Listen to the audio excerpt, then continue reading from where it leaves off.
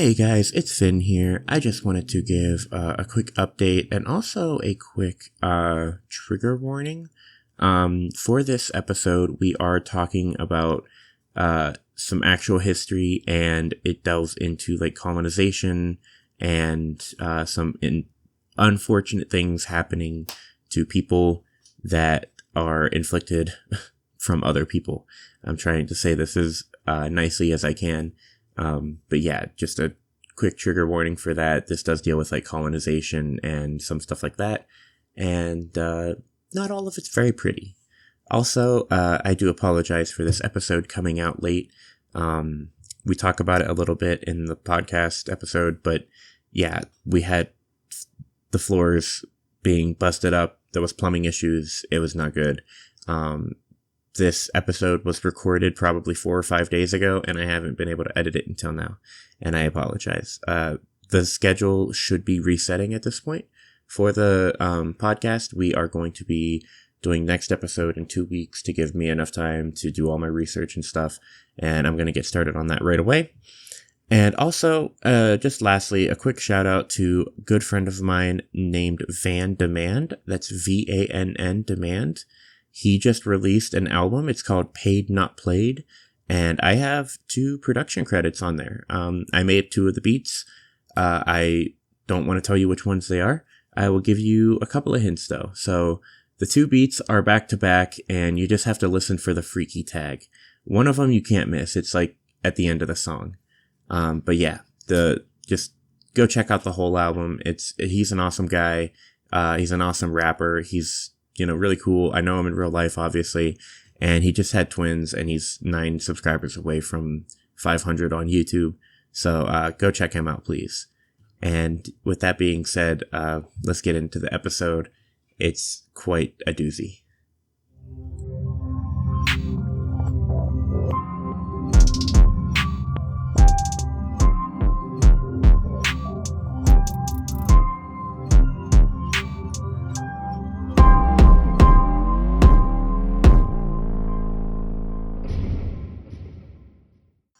Welcome to the Fox and Fish Podcast, your home for all things spooky, creepy, and horrifying. My name is Phinn, aka The Fish. And my name is Kirrianna, aka The Fox. And we have a pretty big episode, according to Kirrianna. But before we actually get into that, I would like to just talk a little bit about some quick news that is happening. First off, we are about to be making a little commercial for our podcast. Yeah. So if you're here because of that, welcome. Hello. Like I said, my name is Phinn, and I'm Kirrianna. And yeah, we have this podcast where we talk about spooky things every week or every 2 weeks. One of us does a bunch of research on something, and the other one just kind of goes in blind, and then we just kind of talk about whatever spooky topic we have.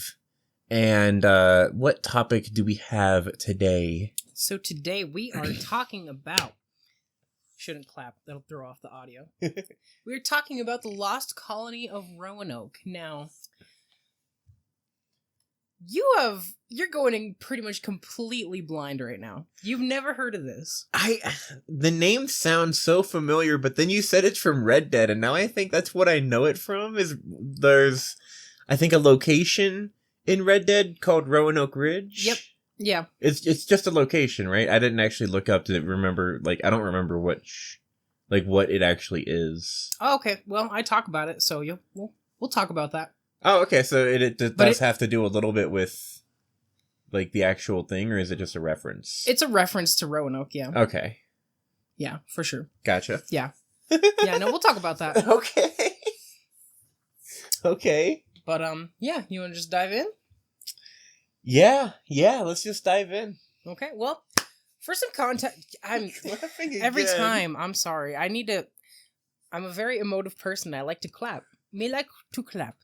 But, just for some general context for anybody that doesn't know, especially, present company, it's essentially I don't know if it's the very earliest, but it's one of the earliest attempts that England made to colonize America.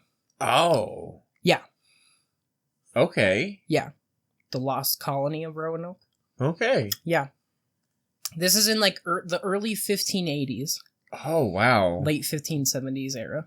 Okay. Yeah. Yeah, this is when Queen Elizabeth I was Queen of England. And to kind of set the stage for you, I've got into this part like pretty close to the end of my research, and there was so much that I didn't get too much into this, but from what I understand, and I am by no means a historian, or I'm starting to get a lot more into history now than I ever have before, so I'm learning a lot. If I get anything wrong and somebody knows what I got wrong, please let me know. I'd love to learn more. But from my understanding, it seems like England at the time, or like before this time, was mainly Catholic. And they were going through kind of a shift into Christianity. Okay. And Queen Elizabeth I was considered the, quote, virgin queen. So she would kind of secretly have, like, male companions, but she wasn't really allowed to have, like, a boyfriend or a husband. Okay. Or anything. And the story kind of starts with, one of her companions, Sir Walter Raleigh. So yeah, in the 1580s, Queen Elizabeth the first wanted to colonize what they call the New World, which, new to them. There was somebody already there. Right. But she gave Sir Walter Raleigh Raleigh? I think it's Raleigh. The task of controlling as much of the American south of Newfoundland as he wanted. He had the exclusive rights to colonize that area for 7 years, after which he would lose the royal charter he had been granted to do so if he failed to successfully colonize that area. Okay. And this is basically like the kind of the northeast coast of the U.S. In what is currently, I think it's North Carolina. I don't know. I don't know. I don't know. Like, that's geography, right? For some reason, I wanted to say geology, but I'm like, no. Geology is the study of like materials or some shit, isn't it? Yeah, like rocks and shit. Yeah. Yeah, I'm looking up a map because now I'm curious what modern day. Yeah. Around right here, and there was an island here where Roanoke was. Okay. So on the U.S. map, it's like right here. So I guess it's not really northeast. It's kind of closer to the southeast, but it's kind of just mid-east. Right. Coast of U.S. Gotcha. On March 25th, 1584, Queen Elizabeth granted Raleigh a royal charter authorizing him to explore, colonize, and rule any, quote, remote, heathen, and barbarous lands, countries, and territories not actually possessed of any Christian prince or inhabited by Christian people in return for 1/5 of all gold and silver that might be mined there. Now, essentially, this wasn't really the queen herself's, it wasn't really her venture so much as she was just giving Walter Raleigh the rights to do his venture that he wanted to do. Right. But, he needed her blessing to be able to do it. Right. So essentially what Raleigh wanted more than to colonize was more to just get rich off of it. Yeah. He was thinking that, for one, there, people were still searching for El Dorado at this time. Are you familiar with El Dorado? It's the city of gold. Oh. It's like people thought that there was like a literal city of gold where all the buildings were gold, and I'm thinking of doing a podcast episode on that in the future. Interesting. Okay. Yeah. So I won't get too much into it, but that was kind of part of it. And they just thought, there would be some kind of precious metals or something to be found here. There would be trade with Native Americans, that kind of thing. So, did he know that there was other people there, or? I don't know for sure. Okay. I don't know if this was the first colonization effort, but it was definitely one of the earliest ones. Okay. Actually, I'm going to Google that because now I'm curious. See, this happens. I ask questions that she's not prepared for, and then she has to, look something up because she didn't think about it. It was the first. Oh, okay. So that might have been first contact. Interesting. But let me Google that now, because now I need to know. Okay, so I guess technically first contact was Christopher Columbus in 1492. That's what I thought. Which makes sense, yeah, because I forgot Columbus was so much earlier. This was the first attempt to colonize, but maybe they probably knew about Native Americans or had at least heard about them before. Right. I don't know for sure, but that's just kind of what I'm assuming from the timeline. So the beginnings of our story begin 5 years after the beginning of the Anglo-Spanish War. I don't know if England and Spain were technically at war yet, but this was kind of like the beginnings of the tension between the two. Okay. And the Anglo-Spanish War is a whole other thing that I'm not gonna get into, but it's just important to know for the story that tensions were high between England and Spain at the time. Right. And Spain had already been colonizing the Americas since 1493, so they already had a presence in the Americas, in North and South America, if I recall correctly. And through trying to colonize the Americas, England was directly trying to compete with Spain. Their goal was mainly to gain riches, like I said, but they also wanted to set up military bases so as to disrupt the Spanish ships in the area. Get some, they basically wanted to do what's called privateering too, on the hush-hush. Like, that wasn't sanctioned by the Queen, but a lot of the people that went over to the islands basically wanted to, like, be pirates against the Spanish and, like, loot their ships and attack them and stuff and, make money from them. Okay. Which, if they had gotten caught, would be, for one, considered an act of war against Spain. Right. And for two, is, like, essentially mutiny, because they are essentially like a rogue army force that is doing something that the Queen didn't approve of without her knowledge or permission. So it would also kind of be considered like mutiny against the Queen if she found out. Right. But that was kind of the goal of a lot of the people, like the bigger players that are involved in colonizing America at this time. And then Sir Walter Raleigh, even though he was the one that was like given permission to do this, he stayed in England in like a delegating role to oversee the operation. He will make some trips out to Roanoke as we continue the story, but for the most part, he was in England as the delegator of this operation. Okay. On April 27th, 1584, the Philip Amatus and Arthur Barlow expedition set sail. I believe those are the names of captains of two different ships. Okay. They set out on an exploratory mission to determine what resources were available in North America. Those two officers met with the brother of the chieftain of Roanoke Island, the Aquascagok peoples. I'm sorry if I... Aquascagok. Sorry if I butcher any of these names. I looked up pronunciations for all of them and practiced, and these are the best that I can come up with, and I hope they're correct. I feel like sometimes it was just kind of like wasn't somebody that like actually told you how to pronounce it. It's just like AI reading the word. I think that's what it is a lot of the time. Yeah, so forgive me if I mispronounce things. The name for the region and the tribe, they spoke a version of Algonquin and had a handful of different tribes in the area, such as like the Secatan, the Croatoan. We'll kind of talk about all those, but there are different tribes in all these areas, but they're all considered Algonquin natives. Okay.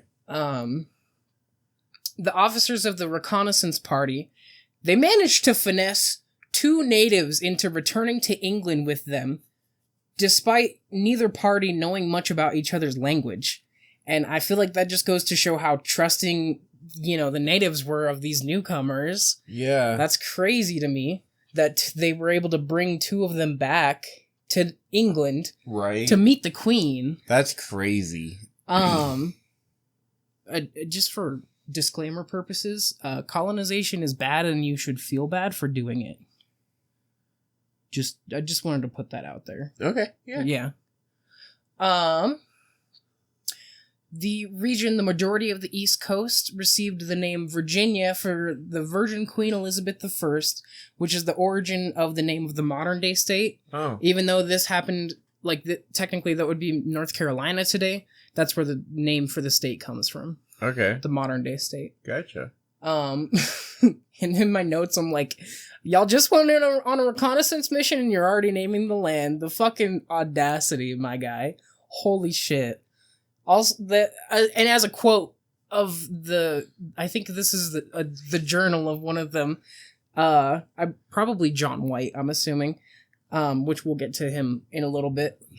But the quote is, 2 of the savages being lusty men whose names were Wanchese and Monteo. Lusty meaning, strong and able-bodied. Right. But, bruh, already calling them savages. Came, made friends, basically, they gave you, this symbol of trust to, let you take 2 of their people, and they're already fucking savages. Jesus Christ, dude. That's okay. so crazy. Okay. I found all this stuff, researching this was very interesting, but it also pissed me off at times. But when the group returned to England, the public was met with probably one of the first, if not the first, of English people's exposure to Native Americans, where their appearance reportedly quickly made a sensation at court. And I'm sure that only has positive connotations. Raleigh restricted access to the exotic newcomers, assigning the scientist Thomas Harriot the job of deciphering and learning the Carolina Algonquin languages, using a phonetic alphabet of his own invention. Raleigh basically wanted intel and used Thomas Harriot's linguistic skills to be able to communicate with the 2 natives, which their names were Wanchese and Monteo. It's such a cool name, Monteo. I know, right? It's so fun to say. Both of them, I love them. Yeah. And I hope I'm saying them right. But he specifically wanted to know what conditions were like in the Americas, which, makes sense if they're trying to set up shop there with people permanently. Right. But apparently Wanchese was suspicious from the get-go. He had little interest in learning English and did not trust their intentions with colonizing his home. I can't imagine why. He eventually came to realize the reality of his situation and began viewing himself more as a prisoner instead of the guest he was trying to be convinced he was. And by Christmas of 1584, Thomas Harriot finished his study of the Algonquin language enough to be able to communicate with them, Monteo being much more willing to talk than Wanchese, understandably. Harriet interrogated Monteo extensively about the conditions in the Americas and his people's way of life, trying to gain any knowledge he could to help the English gain a strong foothold and solid ground to stand on in familiar or unfamiliar territory to the English. I found this little footnote in just kind of I don't know. Harriet recounted the astonishment Monteo and Wanchese had in response to European technology, claiming they thought it had to have been made by the very gods.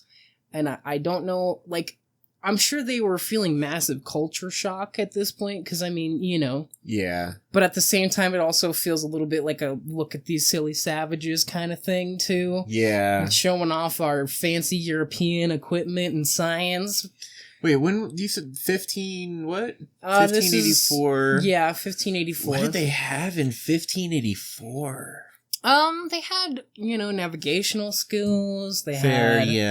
They probably had a little bit of, medicinal stuff. I'm sure a lot of it was, science and mathematics type stuff. Fair, yeah. Okay, yeah, that makes some sense. But they didn't really go into detail, and I didn't really think to study, what kind of technology was available then. I'm thinking, this is around, I think, the time of the Renaissance, so, right after the medieval period. Leading up into the Victorian era, I believe.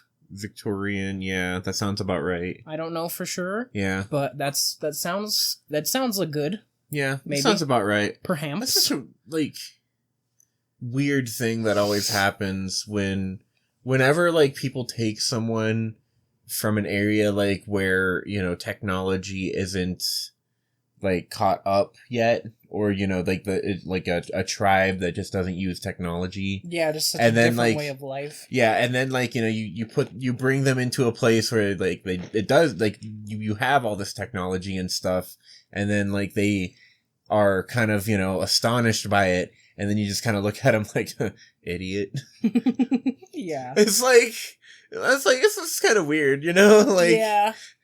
Okay, let me sit you down in front of FL Studio, and you better make me an album within 3 hours, and if you can't, idiot. Fucking savages. Fucking idiot. Can't even make a drill type beat. The fuck. You don't even know what trap is. They don't even know I'm a trap producer.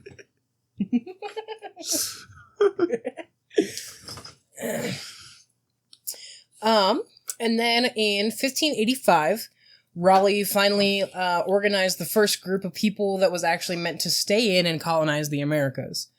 It was essentially a militarized group. It was all soldiers, right. Just a big group of soldier boys, sent to, like I said, what is modern day North Carolina, and they were led by a guy named Admiral Sir Richard Grenville.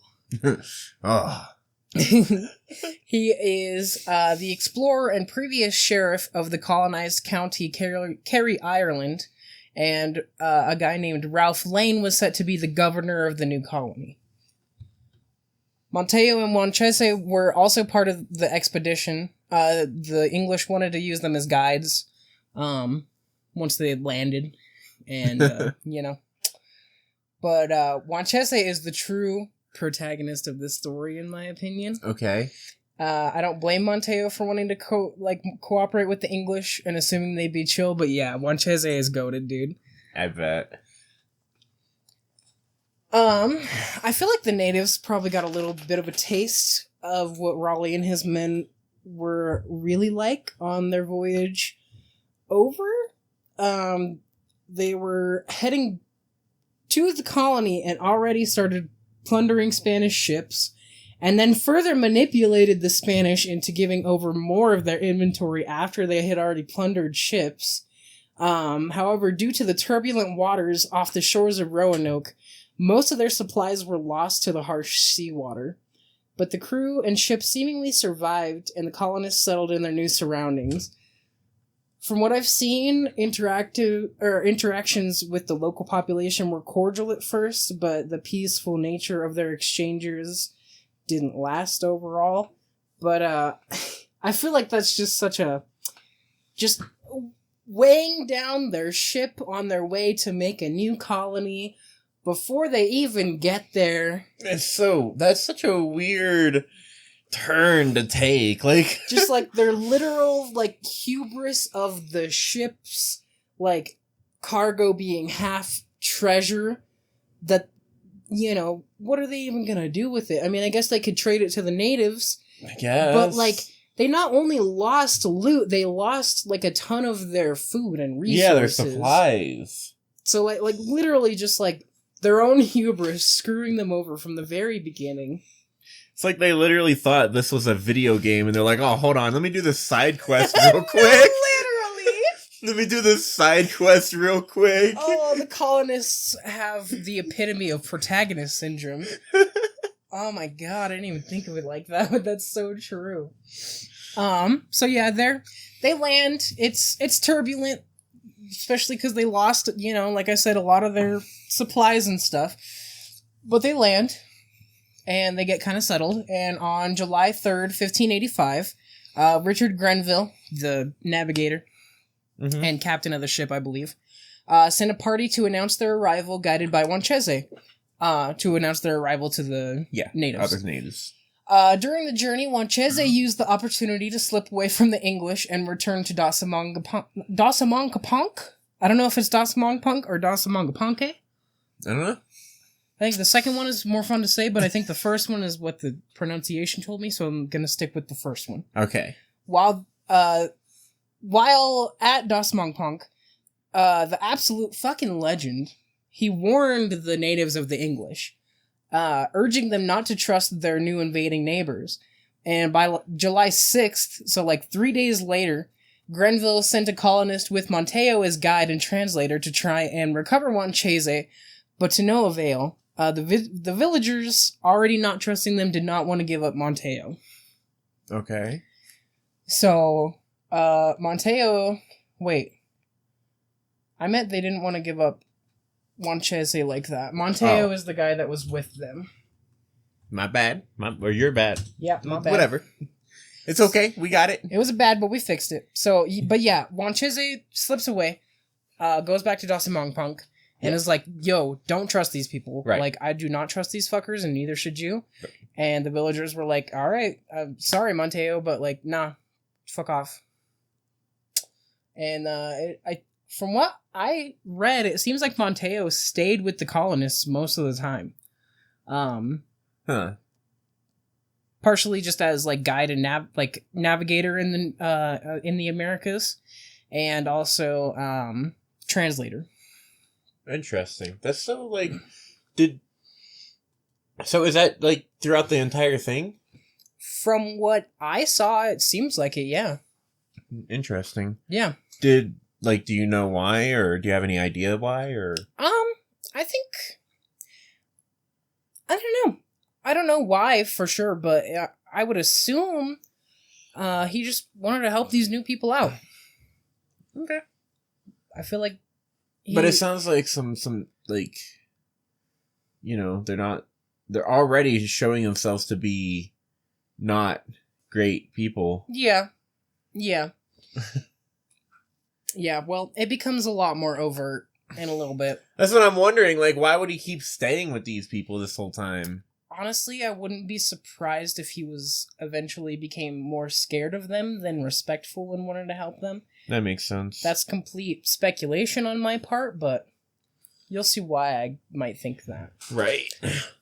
So on June 26th, in 1585, the party of 7 ships with 600 men reached Cape Hatteras Island, located just to the east of Roanoke. So when they had first landed, they weren't quite in Roanoke yet, but this is where they actually get to Roanoke, because Dasmongpunk is not on Roanoke, it's near Roanoke. Gotcha, okay. And they had stopped to announce their presence to the natives at Dasmongpunk. Right. But they reached Cape Hatteras east of Roanoke. From here to most of July, they spent exploring the coast and the nearby mainland. However, during these early expeditions, one of Grenville's silver cups would go missing. Richard Grenville, Yeah. Blaming the local native population and feeling like he needed to show some display of power for this, slight that he felt from the stealing of this silver cup. He basically burned the village to the ground. Holy fuck. Yeah. Over a cup. Yeah. Yeah. Just fucking got there. Wow. Okay. Yeah. Holy shit. Yeah. I know. Why is Native American, history always so fucked? Because white people kind of thought they were the shit and that everybody else were just their playthings. Fair enough, I guess. Wow. Okay. I mean, so did other cultures at the time. Yeah, I mean, that's just people. Yeah, but yeah. That's just so fucked up. Yeah. But after that fucking travesty, on July 27th, Grenville dropped anchor a short distance southeast of Roanoke Island, where a new port was being established. And by the end of July, the colony was finally established, and I'm assuming, buildings had been built, because they had a little settlement with little fence around it, the outside and stuff. Ralph Lane is officially christened the governor of the new settlement, and for the remaining natives that the English had contact with, around this time, relations were reportedly good, other than the people that had survived being burned alive. Yeah. The natives that they made friends with, which I believe at this point were the Croatoan, I want to say, or maybe the Secotan, one of the two. The natives welcomed them, traded with them, gave them supplies, and taught them kind of how to survive in the area. Sounds very familiar. Yeah. I wonder if this has a different ending than the last one. Yeah. Squeaky chair. But I guess on the way, the reason that some of the cargo had been lost was, turbulent, weather conditions, bad storms, and I guess they also hit a reef on the way in, damaged their supplies, obviously, and like I was talking about before, big hit to the colonists. These are people that are, I'm assuming, used to probably getting rations and not having to worry about procuring food by themselves, or at least not in the same way that they would have had to in this situation. Yeah, assuming, especially like you said, a lot of these people are soldiers. Yeah. They were military, which I'm sure they have some survival skills, maybe. Although, I don't know, I feel like even then, like, teaching military survival skills is a somewhat more modern thing. Is it? I honestly don't know. I don't know either. But regardless, they arrived so close to the beginning of fall that they didn't really have time to plant crops or prepare for the winter, and the lost stocks of food became a huge issue if they wanted to support so many people. They had 600 people. And actually, somewhat recently, experts have found that at the time that this party would have landed, there was a drought happening in the area, and clean drinking water was pretty scarce. So resources were dwindling. It's harder for them to forage for anything. Winter's about to start. So they decide that 500 of the 600 colonists, along with Richard Grenville, are going to return to England to try to better supply this new settlement. Okay. Which, makes sense. It kind of sucks that they left 100 people to fend for themselves in the winter, but I'm curious, so what was their, how long is this journey? Do you know? I don't. If you were to take that ship, because I'm thinking, okay, they already lost a shit ton of supplies. 500 people are going back. That means they have to have enough food to feed 500 people to, get back to England. It takes about a month. A month. So they have to feed 500 people for a month, and then still have, enough for, the other people at, the settlement that they're leaving them in. That's 100 people. They're going to have to be fed for at least 2 months, maybe more, give or take, how long it takes for them to, stock up and everything. Yeah. God, that's, how would they have... I wonder, I don't know, I didn't look this up, I didn't think about it like that, but I wonder if they had some way to, catch fish on the way back. That's what I'm thinking, maybe, some, fishing could do that. The, seems like the natives were helpful, so maybe the natives were able to, help take care of them a little bit. Oh, we'll get into that. Oh, I bet we will. I bet we will. I'm sure they took real good care of them. Oh, well, Wait, we're getting into that right now, actually.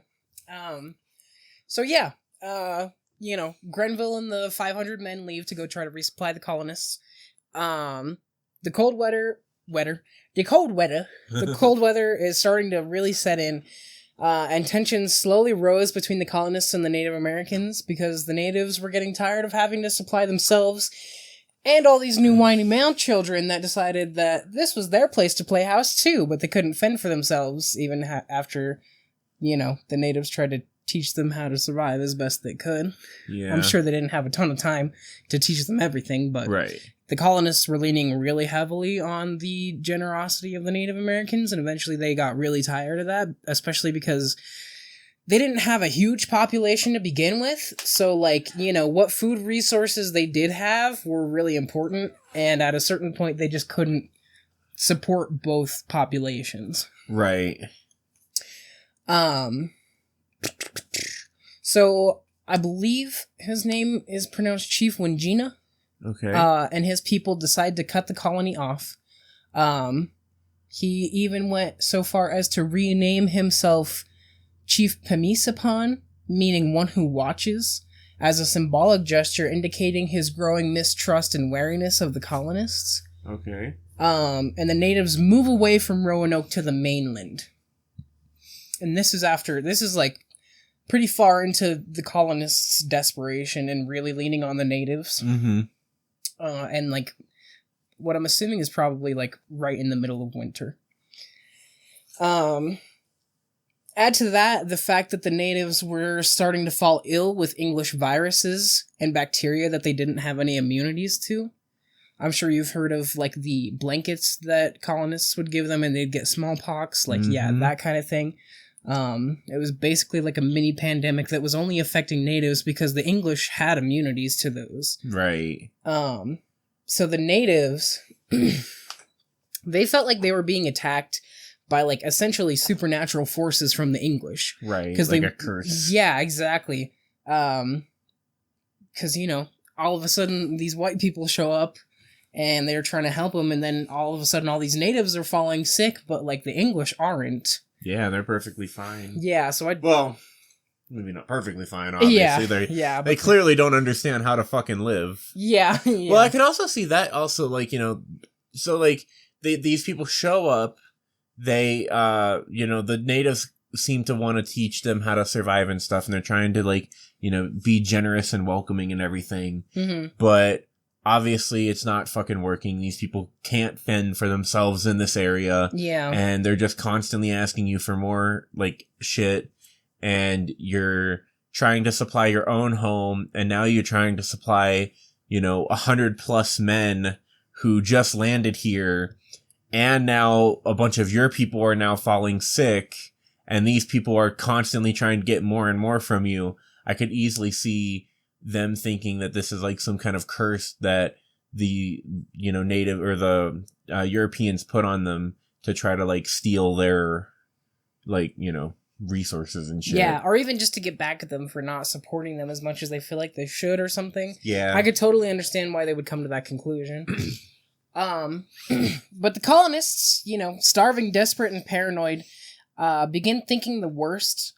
After the natives moved back to the mainland, it's unclear whether the natives at this point were planning on regrouping and attacking the colonists, or if the colonists were just paranoid about that happening. But regardless, the colonists feared that this was the case so much that on June 5th, 1586, the English decided they were going to attack before the natives had the chance to. So they stormed the mainland and essentially massacred its people. And then one of Lane's men chased down Chief Pemisapan and decapitated him. Wow. His head was impaled and put on display outside of Fort Roanoke. Wanchese would once again have to try to smooth relations over between the Croatoan and the colonists. And for this feat, Montejo was baptized and named Lord of Roanoke and Dasamangpunk, adopting Christianity at this point. Yikes. Yeah, big fucking yikes. Yikes. Yeah. Oh, man. Yeah. I'm a little surprised that it was like, I mean, obviously it probably wasn't, but the way, like, you read it and the way, like, it just seems like they just walked in and just started killing people. Like, I think they pretty much did. I think they came at a time when it was probably night or early morning. Fair enough. And from what I read, it seems like they legit just swam across the the gap between the island and the mainland, or they had small ships. They had like small scouting ships and stuff, so it's possible that they just took one of those too. But yeah, they just went over and massacred them. I mean, you got to think too. They had firearms at this point, and iron weaponry. Yeah, 15. Yeah. Yeah. And the natives did not. I think the natives were using copper at this point. 1500s, maybe. Yeah, probably copper. Yeah, copper and like stone. No, they didn't. I don't think they ever had like bronze. No, they didn't have bronze. I don't know. I don't think so. To be honest, I'm not sure. But yeah, definitely like copper, probably like stone, depending on like the area. I don't know what is the like. I don't know like geography and geology and stuff like that very well, so I don't know what's where. Yeah. But stuff like obsidian or could be. I know for sure they had copper though. Yeah. Because there was one point where the English were trying to figure out where the natives were getting their copper from, and they couldn't figure out where it was. Okay. But they definitely were using copper tools. Yeah, and stuff. Like copper. I know like copper maces and stuff were. Ooh. Yeah, like that copper like pretty. Mace heads and stuff. Ooh. Yeah. That sounds really pretty. And axes. Ooh, that sounds sick. Yeah. Copper axe. But yeah, so a week after Massacre number 2, a large English fleet led by Sir Francis Drake was spotted off the outer banks of Roanoke on his way back to England. And when he made contact with the Roanoke settlers, he offered them supplies, ships, and or safe passage back to England. The colonists, not having seen or heard from Grenville and a storm having blown some of Drake's ships out to sea, makes them decide that they'd rather go back to England instead of, take the supplies and try to stay there. So Francis Drake just takes them back to England, all except 3 people that weren't located in time for the return trip, who were left behind and never heard from again. Oh, wow. Yeah. So those guys. Yeah, Sir Francis Drake pops up and he's like, "Hey, you guys okay? Like, I could get you some supplies or something." They're like, "No, take us back. We're going back." And then they were in such a rush that they leave 3 dudes behind. They were like, "Fuck it, they're not here. We are. Just take us back. We don't know where they're at. Fuck them." And then, fucking hilariously, like days after, a ship filled with provisions sent by Raleigh showed up at Roanoke. Oh, wow. I think it was like literally 1 or 2 days after Francis Drake took them back. The resupply ship came. I see in your notes, they searched for any sign of life, but not a soul was found, so they just went home. They just went home. And then a second fleet loaded with reinforcements and supplies showed up 2 weeks later and also found the colony deserted. This fleet that was trying to give reinforcements and supplies left 15 of their people there. Because they were like, well, we've already kind of got this stronghold here. The Queen kind of wants to spy on the Spanish and disrupt their ships secretly from here. So we're just going to leave men here to at least, keep the area guarded and somebody knowing what's going on so that we can still fulfill that mission. Right. And yeah, with that, the first attempt by the English to settle in the Americas ended in a categorical failure, after such a promising scouting mission, too. There are a few sources I found that mention legends of gold that the English were trying to track down here. Some El Dorado legends like I was talking about earlier, but obviously the colony was such a disaster that they never really even got set up enough for it. There were a few scouting missions here and there to look for precious materials, and like I was talking about earlier, they tried to track down the native supply of copper, but all of these efforts were in vain so far. But one man, one artist named John White. Of course his name's John fucking White. John fucking White. Isn't that the whitest fucking, like, literally his name is John White, like... The most common first name with the last name White. That's some parody shit right there. It really is. Like, if you were to make a parody of, like, making fun of colonizers, you would name the main character John White. Yeah, it's right up there with, like Jackson fucking, I don't even know, Jackson Stewart or some shit. That's like John White's the name of like the white, like the really like super white character in a black comedian's bit. You know what I'm talking about? Yeah. And like, John White over here. Like, hi there, my good friend. My name's John White. It's just like the whitest fucking person you ever seen in your life. Yeah. Yeah. Not gonna lie, if he looks like his portrait though. Kinda hot. Okay.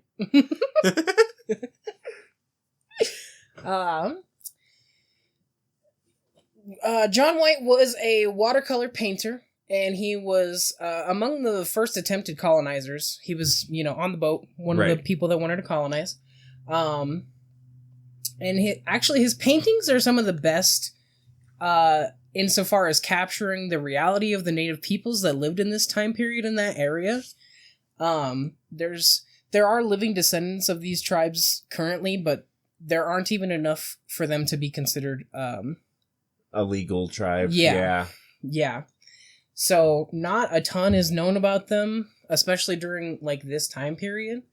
But he painted like their clothing, rituals, daily life, and as well as some of the animals that were native to that land that were new to the English. Okay. I have some examples here. That was either Wanchese or Monteo, I believe. Oh, wow, or maybe it was Chief Pemisapan, I don't remember. It's a big-ass blow. Yeah, right? Here's them kind of, I believe they're, what does it say? They're sitting at meat. They're sitting at meat. He painted the Roanoke Colony. This is actually really cool, like, stuff. Like, go look up this dude, John White's paintings. Like, this is actually, like, really cool paintings, too. Oh, okay. But yeah, I really like his painting. Oh, he did a tortoise. Oh, it is an adorable tortoise. That's actually really good, too. I know, right? Wow, he's holy a pretty crap. skilled watercolor. He did these in watercolor. That's another thing. Is like the fact that this is all watercolor in 1582 or something? 1580 something? Yeah, around the early to mid 1580s, yeah. These are really cool. Did a flying fish. That's cool. But yeah, I actually really enjoyed going through his paintings. I would recommend looking yeah, at these them. are really cool to like just look at. And he also was a cartographer. He made maps of the area and helped, the English navigate in collaboration with Harriet and, translating with Wanchese and Monteo to kind of guide them and all that. He was making maps of areas as they were going along. In fact, this is one of the maps that he made. This is kind of, Europe would be kind of like up here.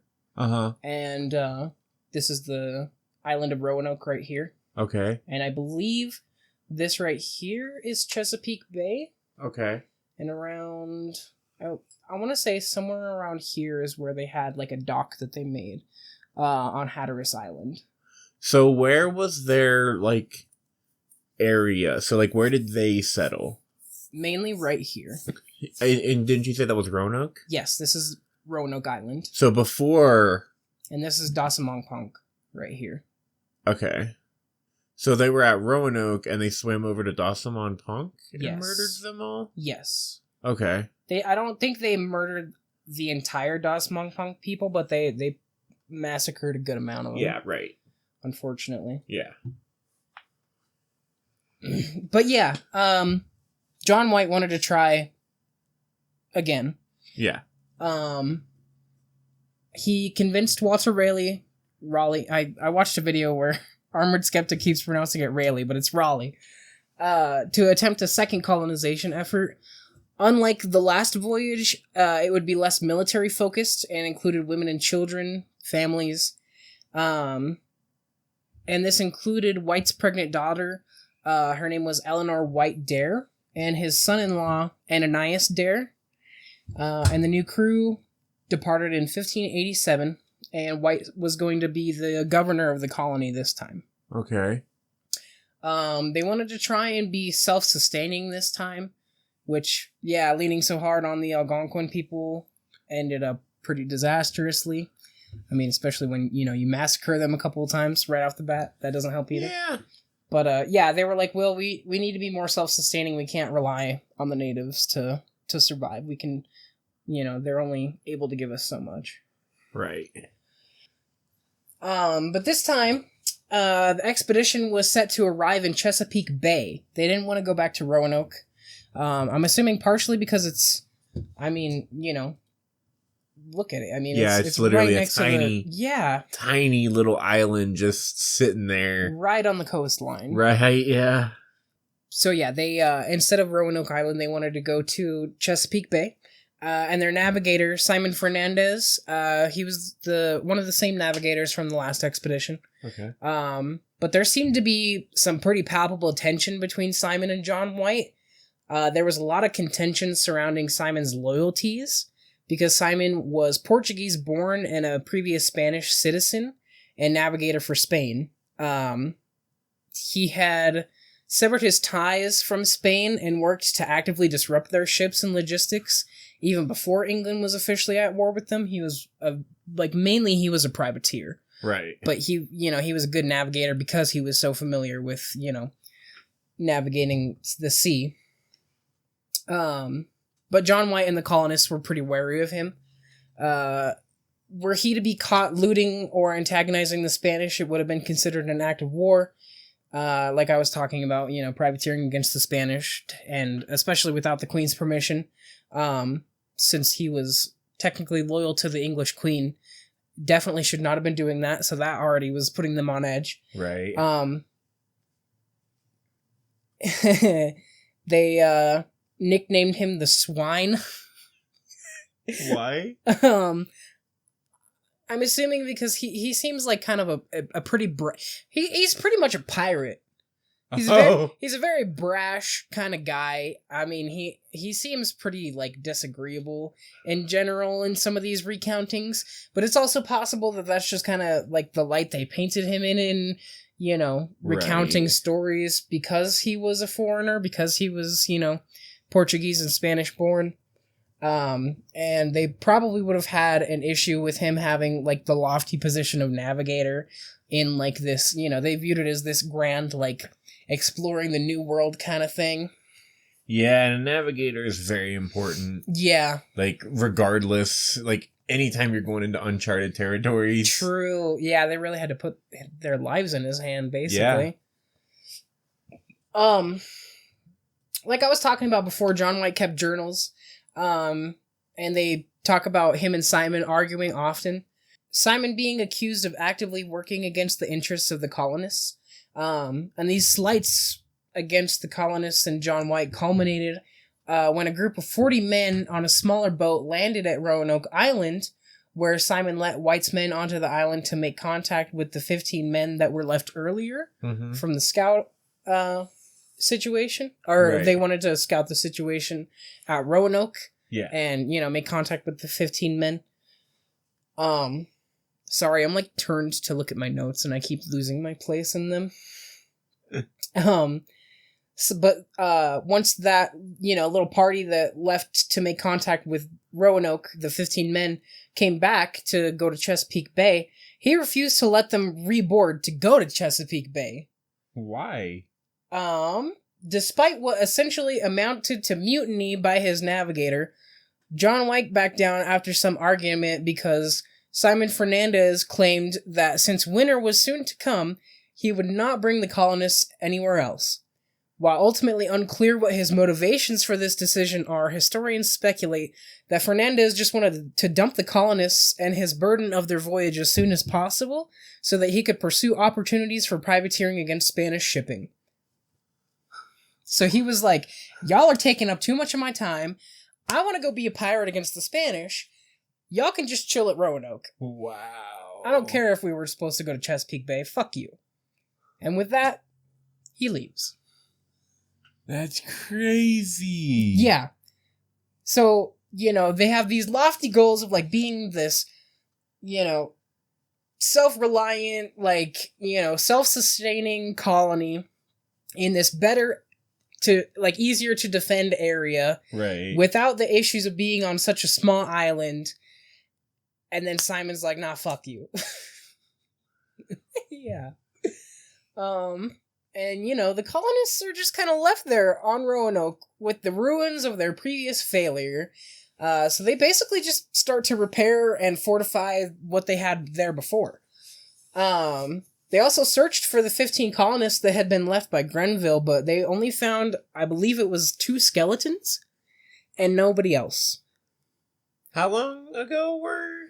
1587, so potentially 2 years later. Wow. They turned into skeletons in 2 years? Is that how long it takes? I don't know. I feel, for some reason, I feel like it would take longer, but maybe if you're... Well, it depends on, weather conditions and what and kind of animals are feeding on them. If they're, out in the open. Yeah. Not buried. Maybe, yeah, okay. That's... Wow. Yeah. Okay, sorry about that. Go ahead. No, you're fine. I always love, all the different questions that you come up with that I just didn't think about when I was doing research. The weirdest questions, wow, how long does it take for a body to decompose and become a skeleton? Hey, I love it, though. Yes. But, yeah, as they're trying to rebuild and all that, tensions left from, their first attempt were still pretty high with the local natives, but it sounds like things went okay at first. White quickly made contact with the friendly natives led by Chief Monteo. Wait, Chief Monteo? Was Monteo a chief? I feel like I've mixed some people up here. Let me... Hold on. Oh, yeah, he was a chief. I just kind of forgot that he was a chief, I guess. Oh, that's why. Okay, though many stories claim he was a chief, it is understood that his mother was actually the principal leader of the tribe. This leadership was not have automatically passed down to her children as many English at the time assumed. In 1585, the English returned to Roanoke, arriving too late in the year to plant crops. Yeah, helped them. He traveled to England on 2 occasions.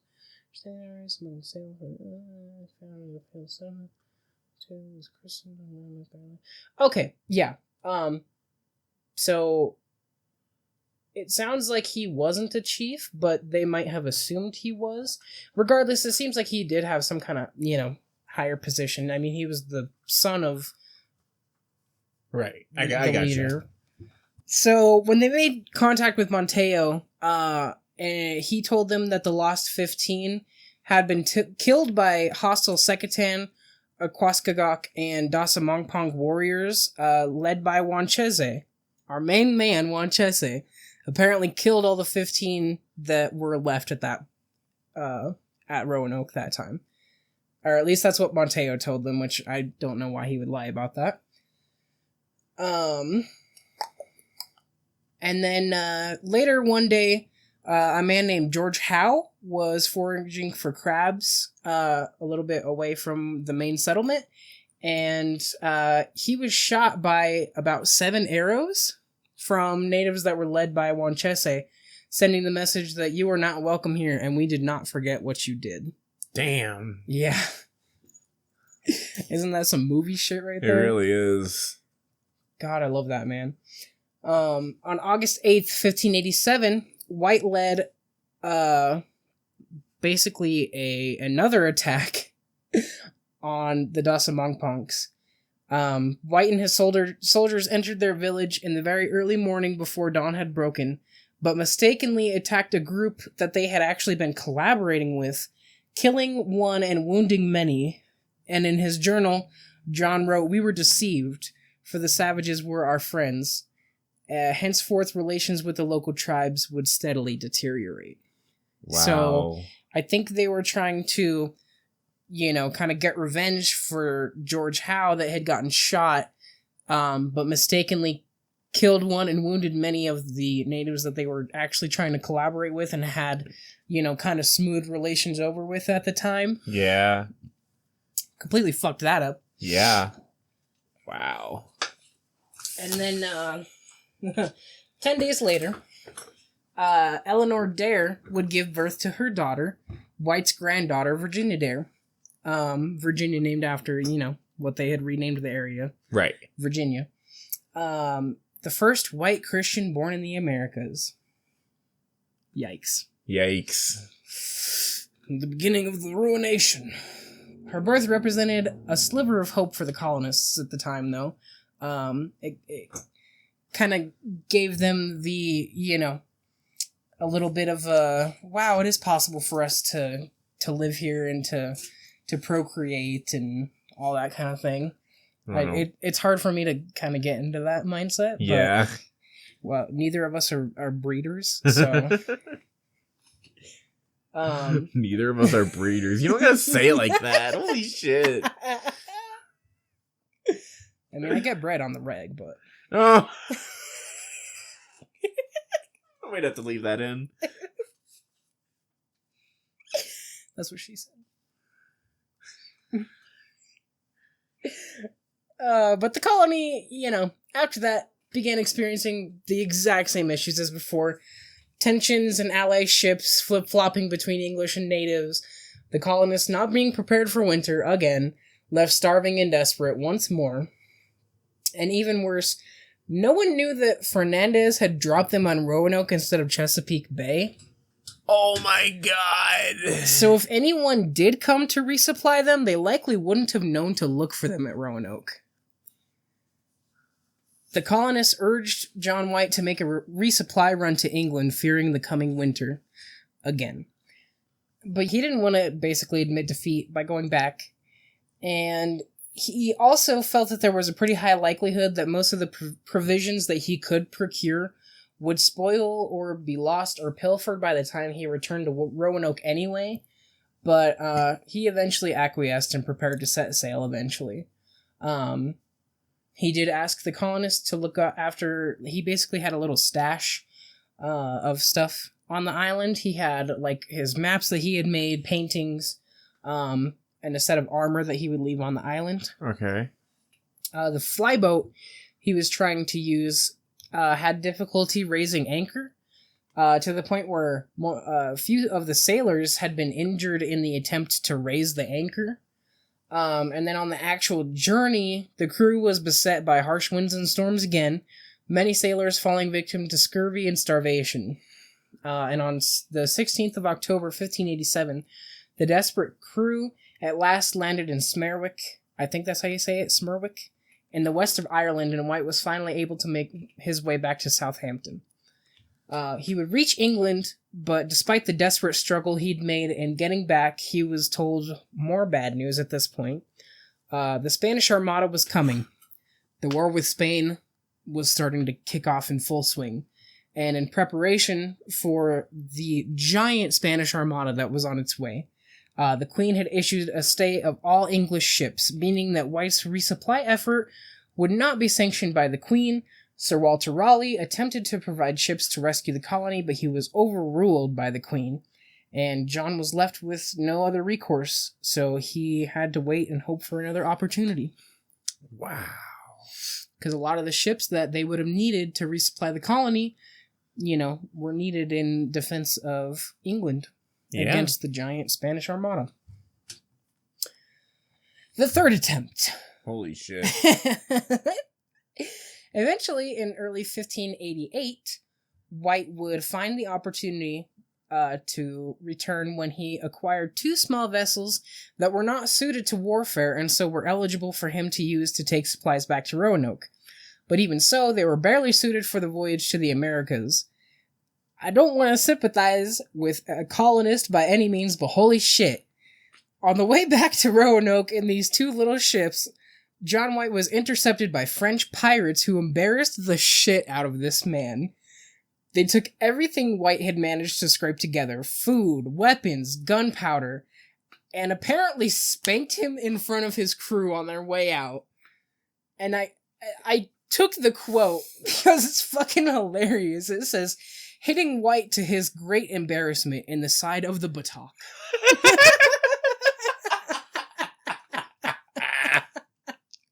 Get fucked. By this stage, White appears to have formed the view that he was born under a, quote, an unlucky star. And from his perspective, I kind of get it.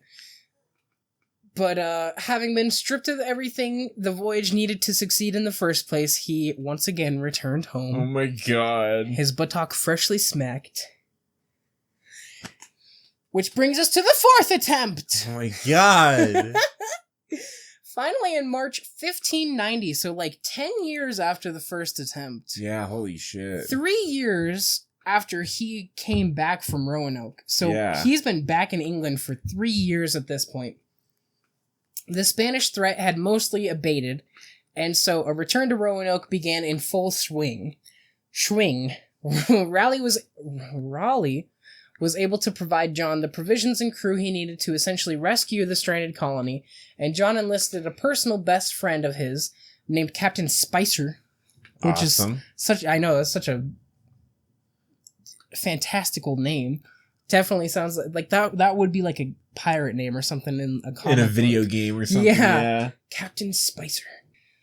But this voyage was once again beset by the same harsh weather conditions, privateering, and apparently they ran into several like sea battles. Oh my god. On the way. During the landing on Roanoke, of the mariners who accompanied White, 7 of the chiefest were drowned. Chiefest? Yeah, so like 7 of the highest ranking and probably most knowledgeable sailors drowned. Oh my god. It sounds like the area around Roanoke is like cursed. Yeah, legit. But finally on August 18th, 1590, they finally made it back on Virginia Dare's 3rd birthday. Oh, wow. Yeah. Literally like almost exactly 3 years. Holy shit. But instead of a triumphant return, White was met with a pretty chilling scene that day. Okay. While approaching the island, the crew saw black smoke billowing from Roanoke and the island of Croatoa. Usually a signal used by the Croatoan natives as a signal that they wanted to trade. John, taking this as a sign that the colonists were still there, he sailed to the island full speed ahead. But of course, like I said, the stormy conditions were still ever present, which is what caused the 7 sailors to fall to their watery graves on the way, including Captain Spicer. Oh no! Which was John White's personal friend. Yeah, no, not Captain Spicer. I know. The crew, shaken by this turn of events and seeing all of this crazy shit going on as a bad omen, pleaded with White to let them turn around, because White is essentially sailing straight into a storm right now. Yeah. But, you know, he wants to see his family. He wants to see his colony. He wants to be like, hey, we're back. I see you guys have your fire lit, which means, like, they're alive and they're trading and, like, things are okay. Yeah. But John was adamant and convinced a small party to take a smaller scouting vessel to Roanoke. They arrived in the evening, pretty late in the evening, it sounds like. So instead of landing, you know, in the middle of the night, essentially, what it would be by the time they were able to get off the ship. Right. They opted to circle around the island looking for signs of the English, calling out to them and playing English music to try and draw anyone out. Mm-hmm. But they got no response and saw not a single soul on Roanoke. Defeated and worried, the crew and John White decided to sleep on the boat for the night and board the island in the morning. When they finally arrived at the settlement in the morning, they found that previous buildings and fortifications had fallen apart or been taken down, almost as if they had prepared to move somewhere. But their supplies were cluttered all around the site. Clothing, maps, armor, precious metals. Only skeletons of the buildings and fortifications remained. None of the colonists were present. It seems White's colony, along with his family, had completely vanished. The only trace of the English that he could see were 2 carvings. One reading CRO carved into a tree, and another reading Croatoan carved into giant fence posts that had not been erected before. One of the few parts of the architecture still left standing were these new huge pillars of wood surrounding what was the colony. And those weren't there when they first left? They had kind of a general fence around the area, but not like this. These were giant logs, 2-3 times as tall as the buildings in the colony, surrounding the entire thing. Okay. So they had built some defensive structures. Something happened. Or started to, at least. Yeah, for sure. Now, to add some context to the carvings, the CRO and the Croatoan, When White left the colony for the resupply mission 3 years ago, he secretly instructed the colony that if they were to leave, to carve their destination into a tree or pillar, and if they had to leave under duress, to carve a Maltese cross next to it as well. Okay. And seeing as how, there was no cross next to it, it was just the word Croatoan, it would make sense that they had gone to Croatoan Island. Mm-hmm. And in fact, there was a nearby island called Croatoa, which is the other name what they called Hatteras Island. Right. And a tribe that lived there with the same name, the Croatoan natives. And true to the colonists' word, John White found his stash that he wanted the colonists to keep safe when he went for his resupply mission. But some of it was looted, and pretty much most of what remained had succumbed to the elements.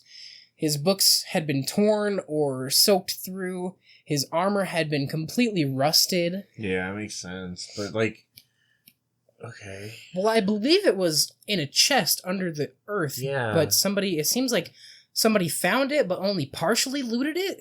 Yeah, that's weird. Or maybe the colonists tried to take what they needed in time of duress.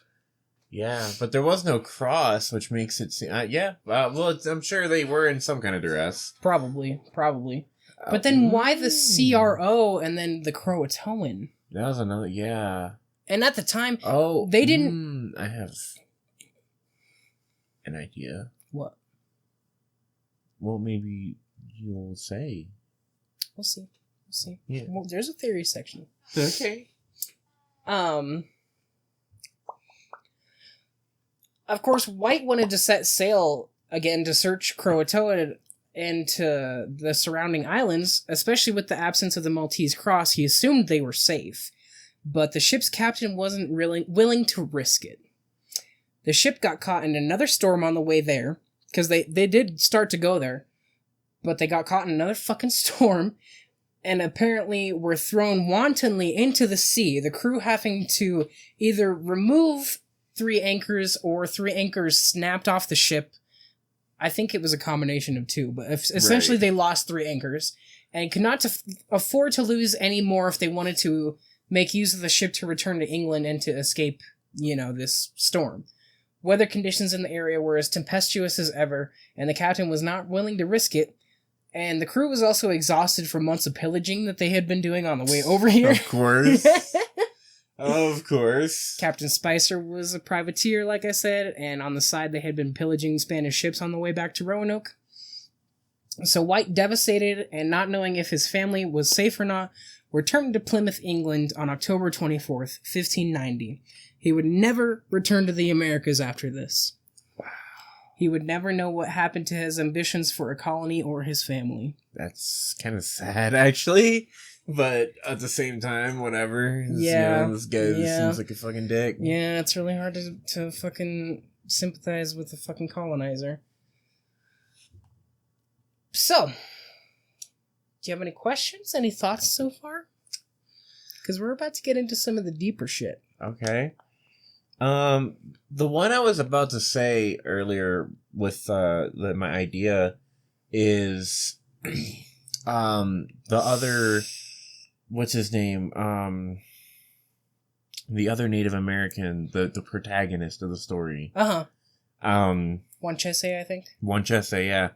I wonder if he somehow knew about the signal that was given to the colonists, like, hey, if you need to move, under duress, put the Maltese cross. Well, just like if you need to move in general, just carve where you're going. Or even if he didn't know that, like that's something that like if I, okay, so here's my thought. Like you're this guy. Oh my god, I'm so bad with names. Wanchese. Okay, you're Wanchese. And you're trying to thwart these colonizers from coming and like fucking shit up. Mm-hmm. You know that there's a small group here that's stuck here for an undisclosed amount of time. Yeah. You go there with a bunch of people and slaughter them or do whatever it is you're doing, kidnap, whatever you want to do. and then, you decide to make it seem like they're moving. So you carve a place that, like, they would see, hey, we're going here. This is where we're going. And then you just lay a trap for them. So as soon as they show up, you just jump them with a bunch of people before they get a chance to, like, retaliate or get ready. They're going over there expecting a, like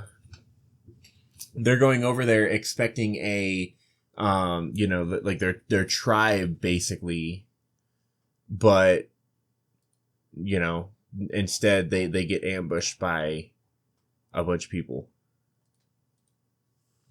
I see where you're going with that. I would not be surprised if that was something that he had done. Yeah. I don't know, because Monteo, it sounds like Monteo was still with the colonists at this time. Yeah, and it seems like Monteo and Wanchese weren't, it doesn't sound like they were fighting within each other. No. It doesn't sound like there's any kind of, bad blood between the two. No. It's just one trusts the colonists, seemingly, or at least is trying to help them, maybe out of fear, maybe out of, just trying to be a good person or whatever. Yeah. But, that's the only difference between them. So maybe, it could have even been, Monteo told him, hey, if anything happens, they're gonna do this, and then, move over to another place, essentially, or whatever. Yeah. Well, I'm actually glad you brought that up. Okay. We're gonna come back to that. Okay. You kind of answered the second question. Thoughts on the fact that John White never went back to look for the colonists or his family? I mean, like you said, it really does feel like that place is, cursed. I know. It seems like every time they tried to go there was just constant winds and stuff. Yeah, or at least, nature really did not want the English to be there. Yeah, for real. There was this seems like there was constant storms and winds and everything, and, constant fighting and stuff. It just seems like it was doomed from the get-go. Yeah, it does. It really does. And also, there's been so many, there's so many stories where it's whether it be military or whatever, where people, will send a group to somewhere to try to do something, and then, shit goes bad, and then they just kind of fucking seemingly abandon them. You know what I mean? Yeah. That kind of story seems to happen quite a bit. Yeah. So it's not super, unheard of. True. But that is kind of weird that White never went back. He never went back himself to look for his family. But yeah, maybe he really did just feel like this place is cursed. I can see that. That is something that I'm surprised you haven't brought up. Obviously, the colonists are constantly calling the natives savages and stuff, but not brought up anything about their own beliefs or anything like that. You know what I mean? And I'm curious if that is a part of it too. Maybe the natives' belief or the English belief? The natives' belief. The English never bringing up the natives' beliefs. Oh. You know what I mean? Yeah. They're heathens and they don't believe in God and stuff. And they basically viewed them as pagans. Yeah, exactly. So I wonder if there was some kind of maybe they thought that the natives were playing doing some curse or something. Because how many times does your ship have to get caught in a fucking storm going to the same location? How many times for how many attempts before you figure this shit has to be some divine intervention or something? Something's up. That does make sense, especially after John's, I feel like I was born under an unlucky star. Yeah, just for okay. The first time I ever went to a really big amusement park or vacation or whatever, was Cedar Point. I used to live in Ohio, and Cedar Point was the only big amusement park that I know of that Ohio has. And the first time we went, we planned it and everything. We went to the hotel and stuff. It was supposed to be just a weekend getaway, basically. and it just fucking rained for the entire, like, for a day and a half. Damn. Basically, it rained, and we couldn't do anything. So we ended up having to, like, go home, and we ended up doing it again the next year. And, like, the next year it went perfectly fine. There was no rain and stuff. But, like, just imagine, we go again, and then it rains again. And then we're like, oh, okay, fine, we'll do it again next year, I guess. And, like, just imagine it happens, like, every time. Like, that's what's happening to these people. Yeah. Except this is, like, life and death situations. People are dying because they're getting caught in storms constantly. Yeah. They're getting attacked by pirates constantly. They can't resupply because they lose their supplies on the way or back constantly. I mean, granted, sometimes that is from their own fucking stupidity. Yeah. Like, the fact that they're like, yeah, we'll go resupply the colonists, but, like, we could loot a bunch of Spanish ships on the way. Yeah. Fucking getting caught up doing side quests the whole time. Dude, me as fuck, though. Oh. I know I have to, like, become the god and savior of this world, but, like, damn, this old lady really needs me to find her, like, pan so that she can cook dinner for her children. Yeah. I'm gonna go do that real quick. This blacksmith really needs his dog. And the herbalist needs to find 3 blue flowers. Yeah. So, would you like to get into some popular theories? Of course. Well, theory 1. You were talking about Roanoke Ridge earlier. Yeah. There are some theories that the colonists, I'm just going to come out and say it, fell victim to a zombie plague. Okay. Yeah. Roanoke Ridge is often the subject of conversation around undead phenomena. Red Dead Redemption 2, Roanoke Ridge is home to cannibals, actually. Oh. Roanoke Ridge. Is that the... No, that's not like the brother-sister married couple or whatever, is it? No. They might be part of it, but I think it's mostly the, Murphy Brood? Yeah, Murphy the Brood, Murphy okay. Brood, or the Night Folk, one of the two, or maybe both. The Night Folk is in, like, the swamps. Oh, that's right. Okay, yeah. So I believe I believe the Murphy Brood Okay. are kind of a reference to this, but I don't remember exactly. I don't remember Roanoke Ridge, and I didn't really look into it too much, but Roanoke Ridge is a reference to Roanoke, obviously, and it features cannibals. Okay. Oh, are you gonna look it up? I'm gonna look it up. Okay. You keep talking. I'm curious. Okay. Yeah. There's also a charity run called the Roanoke Zombie 5K. Interestingly. What? Yeah. And the Zombie Research Society classifies the Lost Colony as a possible zombie outbreak. Obviously, they probably didn't have an actual zombie plague. I think that's a little bit out there, but it is a fun thing to think about. Yeah. Okay, so this whole area is Roanoke. So yeah, it's the Night Folk and a little bit of the Murphy Brood as well. Oh, it's north of Van Horn. Yeah, that makes sense. Yeah, okay. We're big fans of Red Dead 2. I love Red Dead 2. Like, top 3 best games. Yeah, probably. Okay, so this whole area is Roanoke Ridge, apparently. It seems. Yeah. I mean, actually, I see it here. Yep. It's like up here. Yeah, North Annisburg. Yeah, okay, so, yeah, north, this is Night Folk and Murphy Brood. Yeah. Murphy Brood, I think, definite cannibals. Night Folk, I don't know.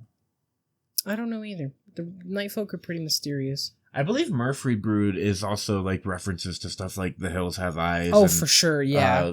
Wrong Turn. Yeah, that stereotypical, kind, like, hillbilly cannibal. Yeah, mutant cannibal hillbilly. Yep, for sure. But yeah, to kind of ground that theory in a bit of a more realistic view, I don't think it's as ridiculous as it sounds at face value. Not the zombie plague itself, but, the colonists already knew that they weren't prepared for winter. They were depending on John White to essentially save them with his resupply run, but they were left alone for 3 years, starving and desperate, and surrounded by natives that most of them seemed like they no longer wanted them there, and eventually refused to trade with them or give them any more food, understandably. They knew that even the natives they were still on good terms with could not support them indefinitely, and they still had to fend for themselves. These are pretty similar conditions that made people resort to cannibalism during events like the Donner Party. Oh, yeah. Are you familiar with the Donner Party? A little bit. Not, like, super, super familiar, but I'm a bit familiar. Yeah. Same. But, yeah, that's that same situation where, Those the hikers, right? I believe so, yes. Yeah. Yeah. But they that situation conjures images of emaciated humans going mad, resorting to their most base instincts and doing nothing but hunting down any source of food. Perhaps it wasn't a literal zombie plague, but something that just resembled one. I mean, this is also very similar to, like, mining situations. Oh, when you read stories about miners, there's actually... This is getting a little bit off topic, but it kind of is a little bit on topic when we're talking about eating people. So there is a old song, I forget exactly what year, it's like 70s maybe or something. There's a song called Timothy, by this one-hit wonder band. They didn't have another hit after this song, and it was a hit because it was like pretty shocking for the time. It was literally just a story song about these three miners that get trapped in a mine, and two of them come out when people go to look for them, and they ate the other miner. Like it says it in the song. It doesn't explicitly say it, but like he literally says, like, my stomach was full as it can be. Yeah. And he's like, like in the chorus, they're screaming out like, Timothy. Oh, it's like, yeah, I know the song, actually. Yeah, like, where did you go and shit like that. Like he literally says that he blacks out and then he comes to the people coming and rescuing him. And like, but Timothy wasn't there anymore. Yeah. And his stomach was, full of meat. Yeah. And, like that kind of shit. And like that was a fictional story. Okay. The person who wrote the story literally, there's an interview where he was talking about writing a song, because he was a songwriter for like a bunch of different bands, I guess. And he was writing a song for one band or something. Or no, he was writing like for something, and then like there was another song on in the background. I don't even remember what song it was. It was some like, like bluesy type of thing or whatever. And he was it was like talking about like man is made of flesh and blood, skin and bones or something. And the guy was like, he was like, kind of sounds like a recipe, doesn't it? and so he got this idea for this, but that it did come under controversy because there was something very, very similar to that happened like around the same time, like 30 minutes from where this dude lived. Oh, wow. And people were thinking that like he, got inspiration from that, but he denies it. But like, yeah, stuff like that, like I've heard of stuff like that happening where people get trapped or whatever, and then just resorting to cannibalism just to survive. Yeah, for sure. But I kind of, and other people have kind of thought of the Wendigo in relation to this. Yeah, isn't that also Native American? Yes. I thought Algonquin Native American. Oh, so it's okay. Yes. Oh. Maybe not specifically these people in the area, but it's not a huge stretch to think that they had similar legends. Right. And I would like to read a quote from Basil H. Johnston. I believe it's pronounced an Ojibwe teacher and scholar from Ontario. Gives a description of a Wendigo, and he says, the Wendigo was gaunt to the point of emaciation. Its desiccated skin pulled tightly over its bones, with its bones pushing out against its skin. Its complexion the ash gray of death, and its eyes pushed back in their sockets. The Wendigo looked like a gaunt skeleton, recently disinterred from the grave. What lips it had were tattered and bloody, unclean and suffering from suppuration of the flesh, which is like pus forming over pockets of dead skin. I looked up pictures. Don't look up pictures. It's disgusting. But the Wendigo gives off a strange and eerie odor of decay and decomposition, of death and corruption. Yeah, sounds about right. The Wendigo is an evil spirit. One of the versions of the legend is an evil spirit that possesses the body of a person that has taken part in cannibalism, or has just been driven mad and so hungry to the point where they're, near cannibalism. Right. They're associated with insatiable hunger, especially for that of human flesh, a lack of drive for anything other than to eat and harm humans. They're also heavily associated with winter and the cold, events that often cause these sort of feelings for the unprepared. The only thing able to sway them in their search for food is their self-preservation instincts. Namely, fire is their natural enemy. Wow, that's actually kind of crazy, because I remember playing Until Dawn, and I remember, towards the end when it, everything, all hell's breaking loose, and the Wendigo's on full attack. Yeah. I remember the one dude who shows up, with and a flamethrower. Yeah, he has a shotgun and a flamethrower. Yeah. Because, you can shoot it with a shotgun, and it'll knock it back and hurt it, but it doesn't actually kill it unless you burn it with the flamethrower. Yeah. And I was wondering if that was just a gameplay thing to, make the game more interesting. But no, apparently not. It's a fairly accurate portrayal of Wendigos. That's crazy. I didn't know that. But like I said, it originates with the Algonquin peoples, and it's possible that the colonists looked exactly like this when John left for that resupply mission. I mean, they were desperate by the time John left, and he didn't come back for 3 years. Yeah. And the natives had already cut them off. I mean, what do you think happened to the colonists after that? They probably did look like fucking Wendigos. Yeah. Driven to madness by the cold and hunger, this level of desperation can break even the strongest among us. Mm-hmm. The natives' generosity to the colonists before things came to a breaking point could have been partially connected to the natives trying to fight off the spirit of the Wendigo in the colony, trying to save them from themselves. But eventually they ran out so hard that they couldn't even help them with that. And I'm wondering if that's maybe why the fires were lit.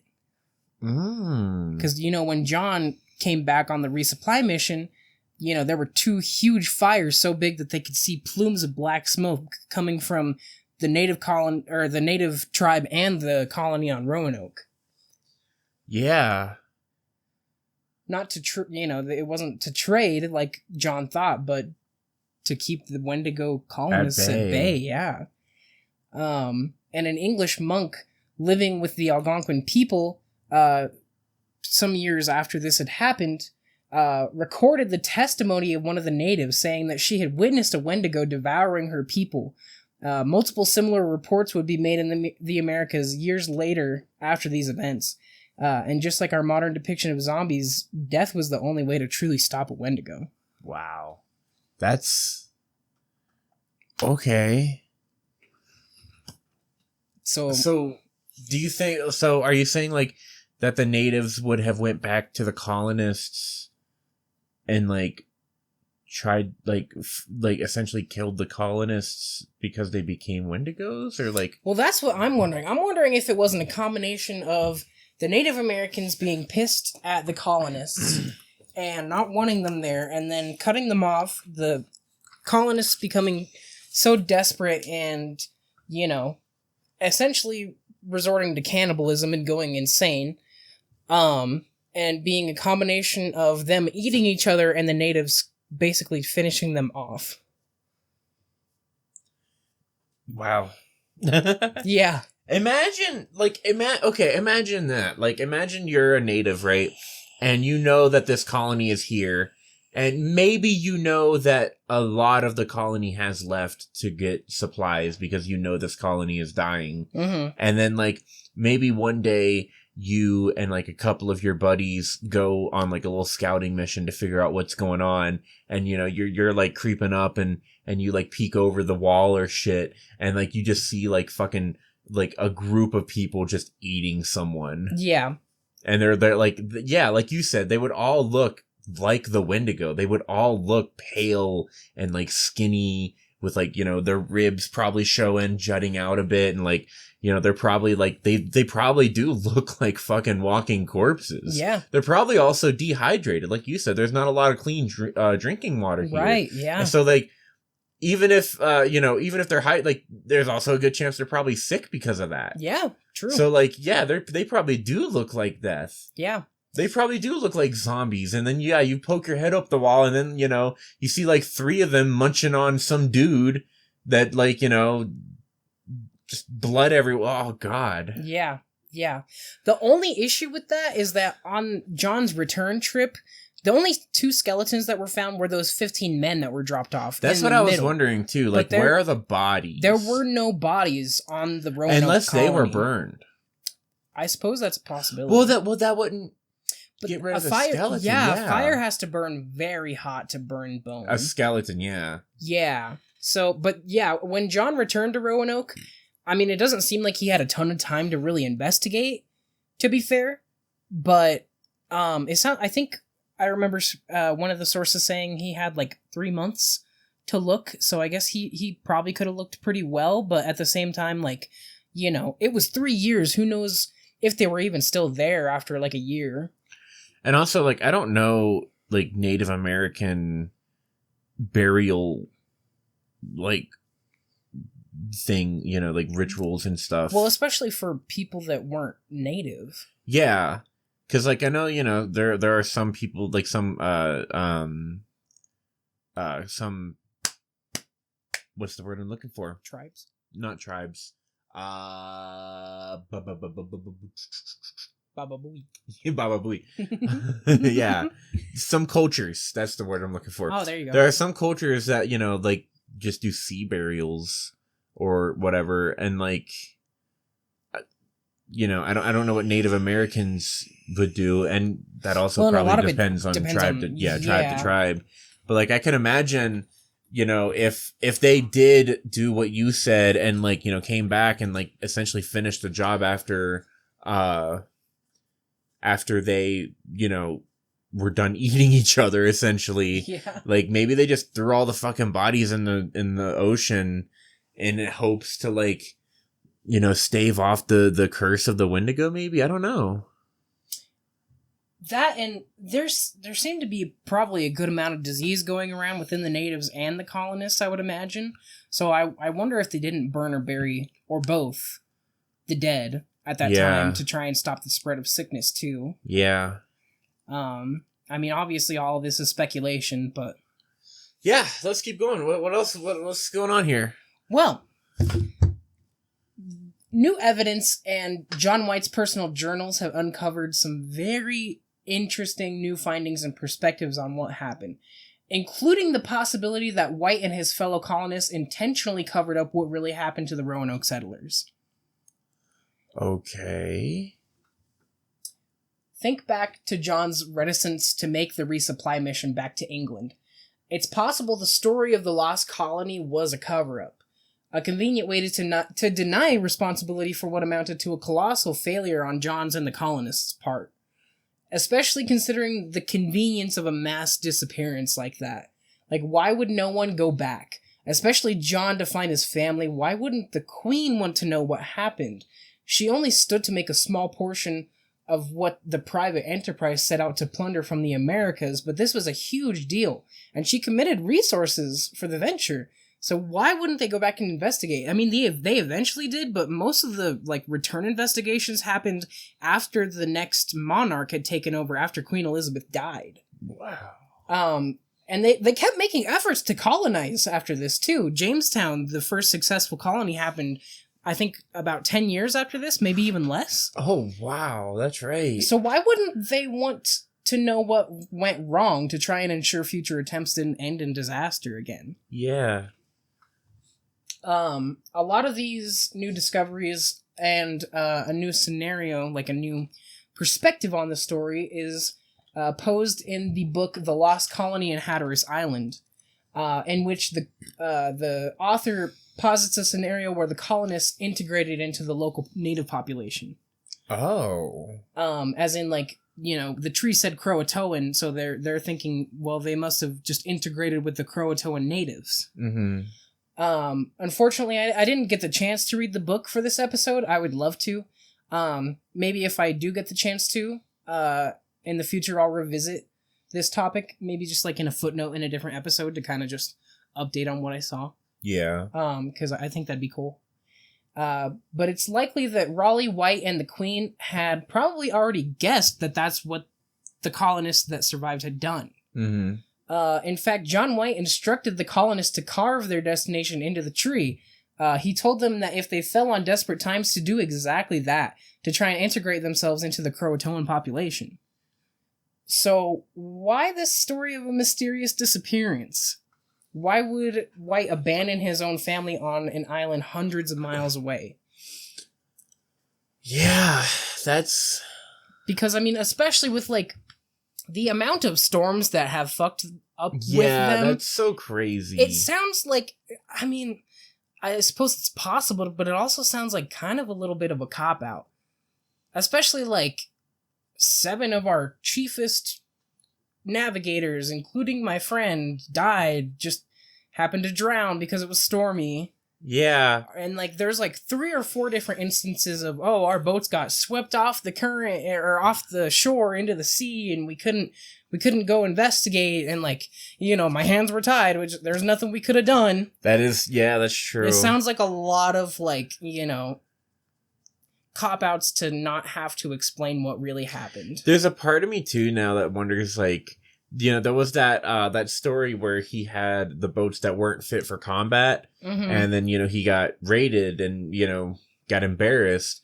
I'm wondering if that didn't, like, happen more than once, you know what I mean? Like, I wonder if, like, maybe not even, like, them getting attacked, but them, like, you know, that seems like they really liked to, you know, try to pirate other ships and Spain ships. Like, I wonder if they just kept doing that and they kept fucking up, you know, like they just kept getting their asses handed to them, or like they kept, you know, like taking fights that they shouldn't have and like coming out, you know, even, or like just slightly losing or something like that.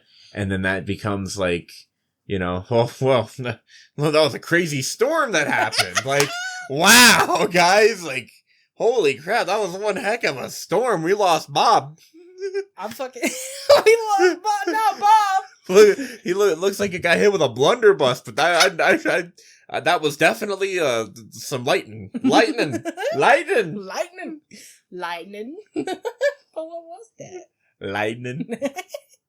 You were actually hitting on something that I was going to talk about in a second. Oh, okay. You're so fucking smart. So the story, as I've told it so far, save for the Wendigo stuff, is essentially the watered down version that most of us are taught in history class today. Usually they, you know, leave out a lot of the atrocities committed against the Native Americans too. Right. But there was even more that I didn't talk about. I couldn't really find exactly where this fit into the timeline, so I didn't put it in there, because I was really trying to keep like a, you know, this happened, then this happened, then this happened, to kind of make proper it flow. Timeline, yeah. At some point, some other stuff was happening, though. Yes. During, I don't know which colony, you know, which attempt to colonize that it was. I think it was the first one with the soldiers would make the most sense, but it could have been any time. But some of the Definitely natives... not the third one. Yeah. He didn't even make it. But while the colonists were there, some of the natives were taken hostage or stolen as slaves. One of the hostages was a chieftain's son that the colonists used to ensure a steady supply of food from the natives at one point. But it seems that this version of events, most of us are told currently, was crafted on purpose back in the day. Mm-hmm. The supposed resupply mission White finally was able to charter after 3 years. Captain Spicer wasn't hired by Raleigh or the Queen just for the resupply mission. He was on his own mission just to loot and pillage the Spanish. Yeah, it sounds like that. It technically wasn't even a resupply mission. I think that was more John's excuse. Sounds about right. White had to wait over a year during Spicer's looting before they let him investigate Roanoke, and only because it was a detour close to the return route, the course that they had to take in the first place to get back to England. Wow. So John White going to Roanoke was just a convenient stop on Spicer's privateering mission. What the fuck? Yeah. They weren't resupplying the colonists. The ships were full of Spanish loot. Which is probably part of why, if there were storms, they did get bashed around like crazy, because the ships were just fucking held down by Spanish booty. Yeah, probably. Holy shit. White just saw the opportunity to check on his family and get closure, is my opinion. Well, was he, like, didn't he go for that purpose, though? Like, yeah, maybe he knew that Spicer wasn't really there to, like, resupply, but, yeah, like... he did. He knew. Like, that was the plan all along. He knew that Spicer wasn't there to, like, the mission was to privateer against Spanish ships. But John was like, hey, friendo, I hear you're going to fuck up the Spanish. Maybe you could drop me off at my colony on the way back so I could check on my fam. Oh, fair. Yeah, okay. That's... Wow. But in the original narrative, the carving of Croatoan was supposed to be a vague, mysterious clue left behind that nobody could explain. Yeah. Especially because in the, like, grammatical context of that message, it's technically should have been Croatoa, because Croatoan is, like, you know, the Croatoan natives, but if they're going to this place, it would be, we're going to Croatoa. Right. We didn't find out that he himself instructed them to carve that and go take refuge with the Croatoan natives until people discovered his journal years later. At the time, the English viewed the natives as lesser, obviously, referring to them as savages completely in the open, and viewed them as pretty much offensive to their quote-unquote civilized sensibilities. So the cover-up may just be that simple, that the colonists were not only able to peacefully coexist with the natives after the English had failed them, they were able to thrive and live happily. This would have not just been offensive to the Queen and the English back in England, it would have been unthinkable. They viewed the natives as, you know, so other that they basically considered them a different species and didn't want to admit that, you know, maybe John gave his family a happier life with them. Right, wow. So it's another theory is that John, you know, I mean, based on his paintings and the fact that he kind of got close to the natives, and, you know, it's possible that he instructed them to take refuge with the Croatoans because he saw that they lived a more free life and wanted them to keep that. So that was going to be, like, my other thing is, or, like, my other, like, I guess idea or thought is that because you brought up, like, grammatically it should be Croatoa, like, we're going to Croatoa. Right. Croatoan would be, like, talking about, like, the Croatoan people. Right. And, like, I just thought, like, you know, for a second, maybe, like, the Croatoans attacked them or something, and one of them just happened to be able to carve, you know, Croatoan. As in, that's the people that killed us. Yeah, like, that's who did this. You're so fucking smart. just slow your smart ass brain down for a second. We're getting there. Okay. Okay. But you're right. You're 100% correct. Although I do like that that idea that he just kind of, like, gave them to them because he's like, hey, these people, like, know what they're doing. Yeah. Well, and you gotta think at this time, like, England was still throwing their chamber pots full of shit and piss into the streets. I mean, the River Thames was basically like a rancid open sewer that only got worse as England's population got bigger.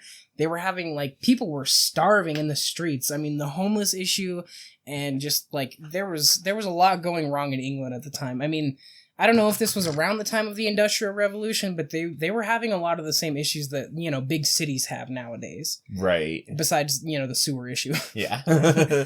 We mostly got that figured out. Yeah. For mostly. God. Mostly.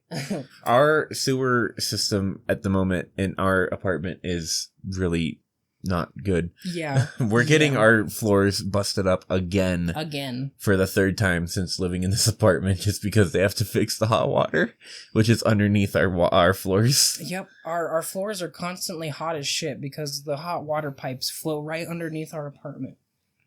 But yeah, you know, John was befriending these natives who live in my opinion, a more free and healthy lifestyle. I mean, sure, they didn't have the same technologies and creature comforts that the English probably had, but they had fresh food that they knew how to cultivate themselves.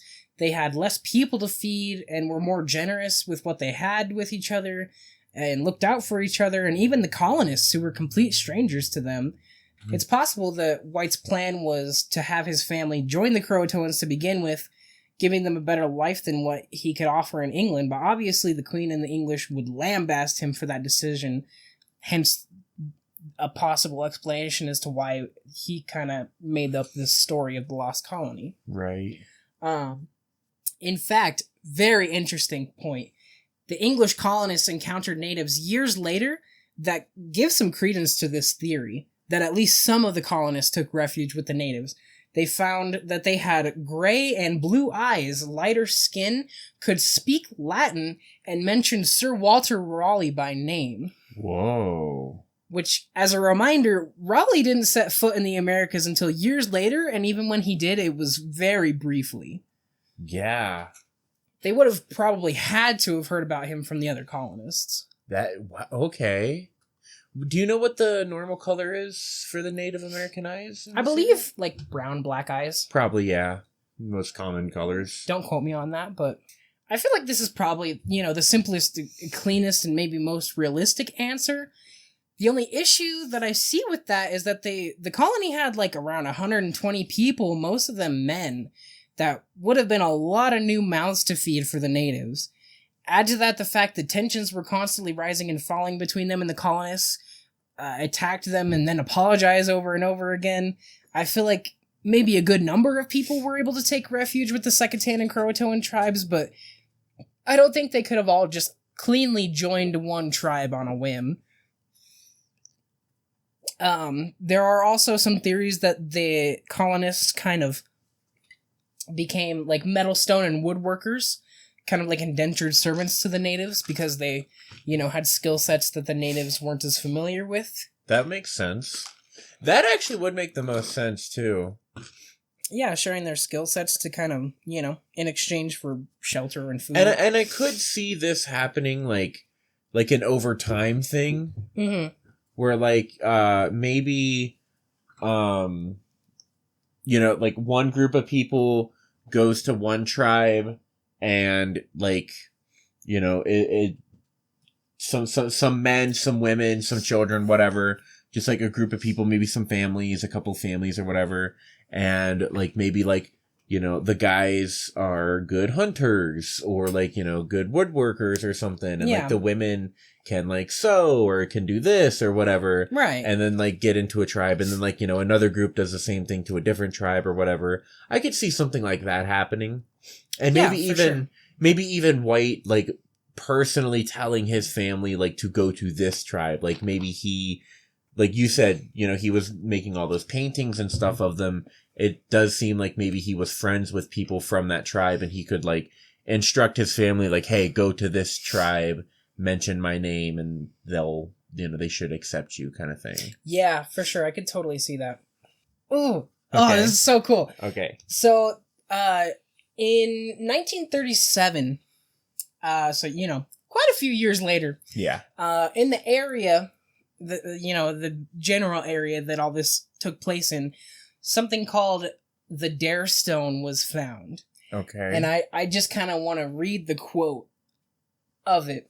So in 1937, Lewis E. Hammond found a stone with chiseled inscriptions near the Chowan River, located just north of Roanoke Island.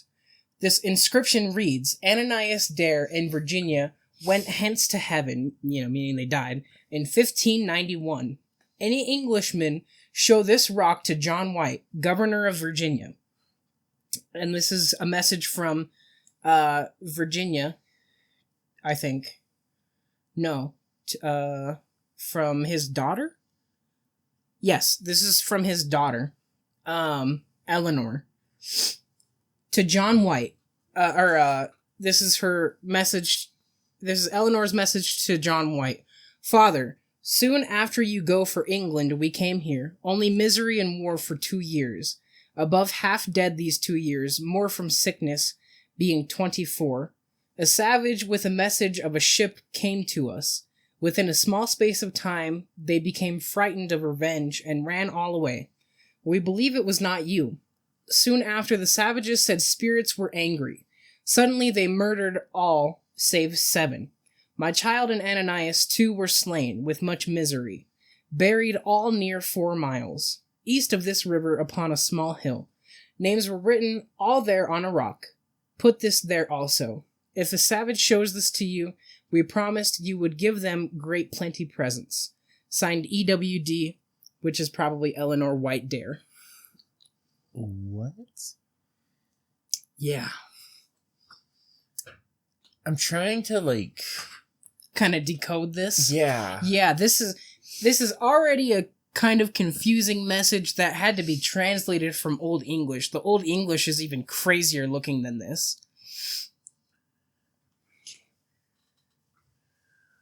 Okay. So So John White, soon after you left for England, we came here. I'm assuming here is where the stone was found. That's what I was just about to ask. Where was this found? I'm trying to figure. It was found near the Chowan River, just north of Roanoke. Okay, so it's north of Roanoke. Do you want me to bring up a map so you can kind of visualize that? No, I can visualize it in my head just hearing that and Okay. just kind of visualizing it in my head. So soon after you go for England, we came here. I think it was up around here. So oh, here's okay, Roanoke, so and it's kind of up around this area. okay, so it's a little further than what I thought it was. It was okay. either there or up here. I was thinking directly north. It's probably up here. Yeah. Somewhere. So go back to the thing. So only misery and war for 2 years. For 2 years. So after John had left, they had only experienced misery and war for 2 years. Above half of the colonists have been dead since these 2 years. Most of them died from sickness. 24 people died from sickness. A native with a message about a ship came to us. Within a small space of time, they became frightened of revenge and ran away. So I'm assuming the war is meaning that the native population started some kind of beef with the colonies, or the colonists, and were fighting with them. And 24 of them died, mostly from sickness, but some of them died from the attacks. But within a small space of time, they became frightened of revenge after they saw a ship and ran away. But the colonists did not believe that the ship was John, coming back for the resupply mission. Soon after, the natives said spirits were angry, so I guess they thought some kind of supernatural attack was going on. Maybe illness was spreading within the native population again as well. It's unclear. Suddenly, the natives murdered all of the colonists besides 7 people, including Ananias and Virginia Dare, were slain with much misery. Buried all of the dead colonists near 4 miles east of the Chowan River upon a small hill. The names were written all there on a rock, so all the dead colonists' names were put on, gravestones, basically. Put this there also. I don't quite understand what that means. I'm guessing the rock? That's what I was thinking. But, if a savage shows this to you, we promised you would give them great plenty presents. So if a savage, if a native shows the rock to John, John is supposed to give the native a bunch of presents. But also, how was this written if the person who wrote it was killed? Well, no. This is Eleanor Dare. Her child Virginia and her husband Ananias were slain, but she was still alive. She is the one that's supposed to have carved the stone.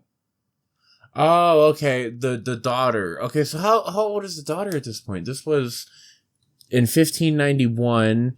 The daughter was born in, what you said, 1588 or something?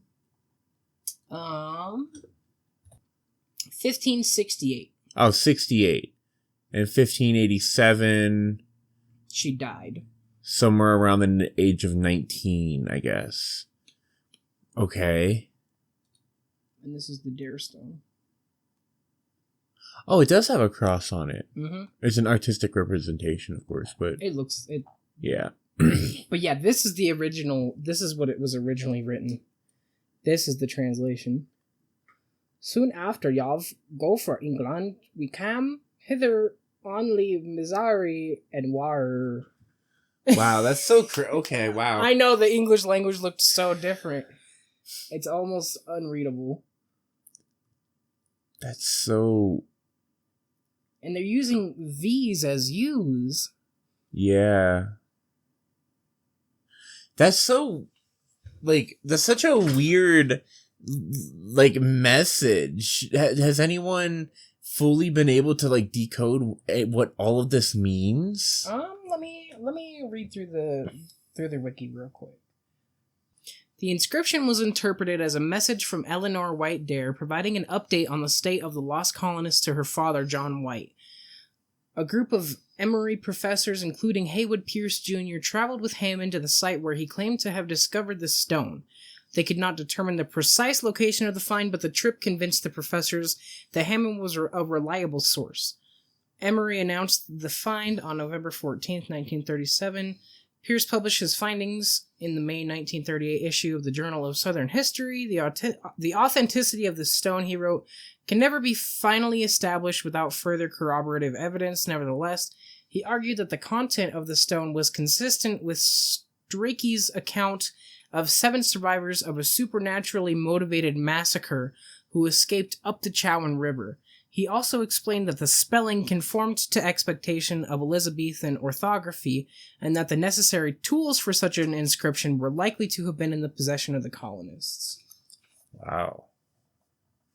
So that's more about the validity of the stone being from Eleanor than what it actually meant. Well, I mean, it doesn't seem like that's, it did kind of explain the thing, you know? Yeah. Like what actually happened. Supernaturally... Yeah, I'm wondering if that's what...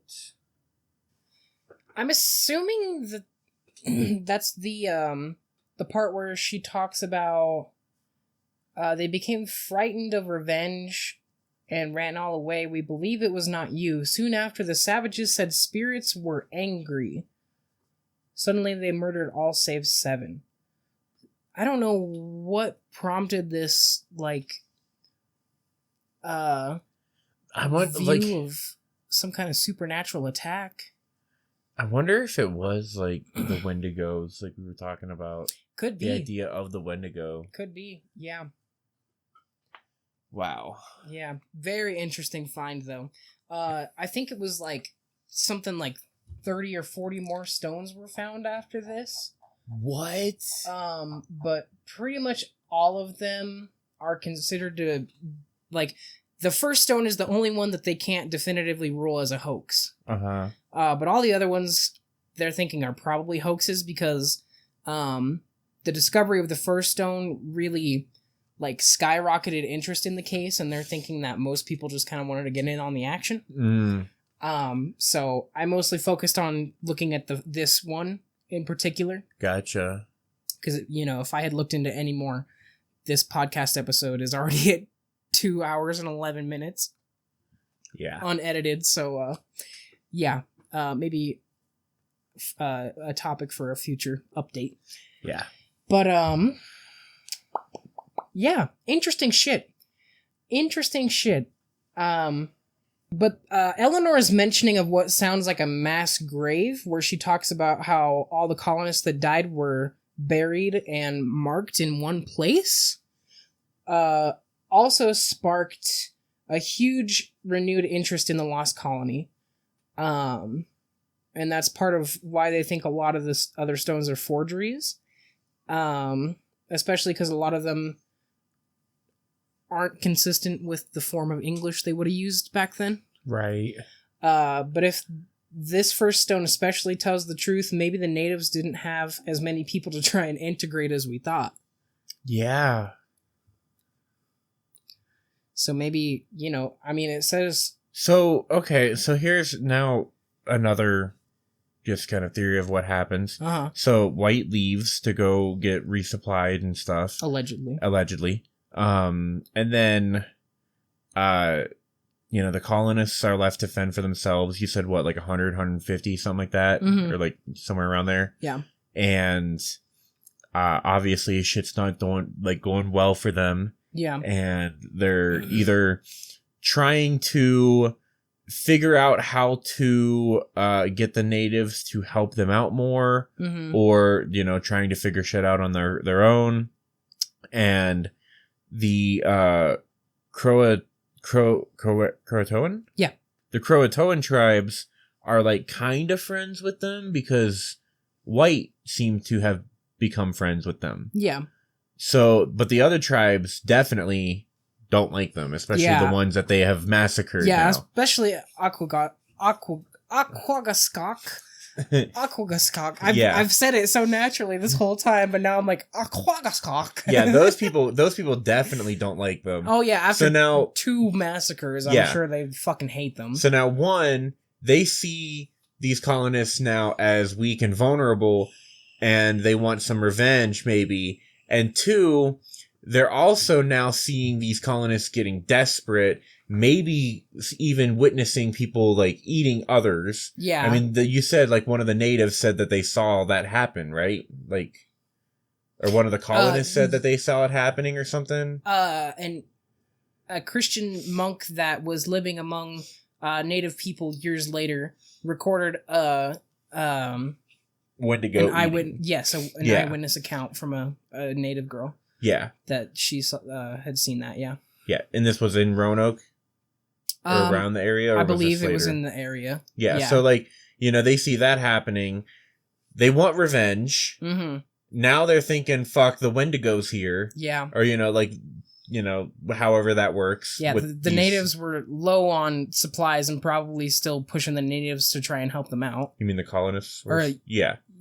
The colonists were still low on supplies. Yeah. Probably still pushing the natives. Now the natives are seeing what they are interpreting as the Wendigo. Yeah. They're already pissed. They want revenge. Now they see the Wendigo as an issue. So, and like they see that the colonists are weak. Right. They just decide, fuck it, let's just sweep in there, wipe them out, take care of this issue. And then now. a group of the colonists were able to leave, skip out. One of them possibly being White's daughter, who has a daughter at the age of 19. That's crazy. Yeah. But one of them being White's daughter, she dips out and goes to Croatoa, leaves that little message for her dad in the tree, and then maybe inscripts that little message, maybe later comes back to write the message after things settle down a little bit, and like goes and lives with the Croatoa tribe. Yeah. With these 6 other natives. Yeah. Like, hey, I'm John White's daughter, and he said that you guys are cool. The other guys aren't so cool. They killed all of my people. Yeah. We need help. Yeah. I can't imagine there wasn't some kind of tension before this, even leading up to, if the natives came back and attacked them so harshly. I mean, I can't imagine that, it was just their starvation. I feel like there had to have been some back and forth.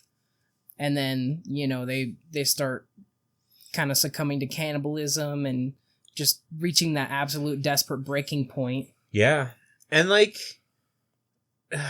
I mean, shit, man. Yeah. I don't know. Like, it's just like, that's so, but then where did the bodies go?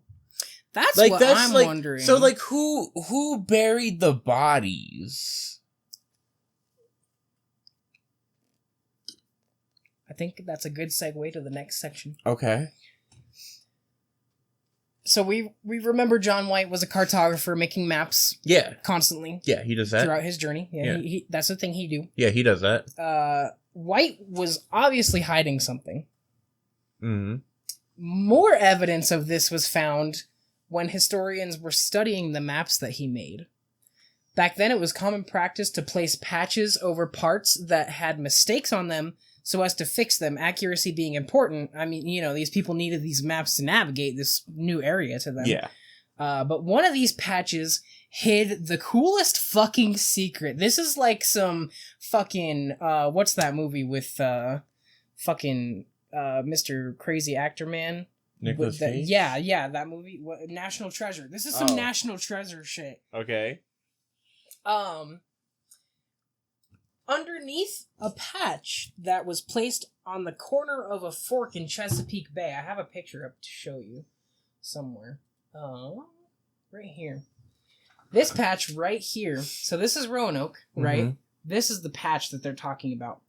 This is what they found underneath that patch. Underneath that patch was placed on the corner of a fork in what I'm assuming is Chesapeake Bay. Was found a star fort or a cross symbol, likely marking the spot of a colonist settlement. Bless you. There was even invisible ink found on top of the patch with the exact same marking. White was definitely trying to cover this up. But what was underneath it? It was this star symbol. Yeah, but what's that? I'll get into it.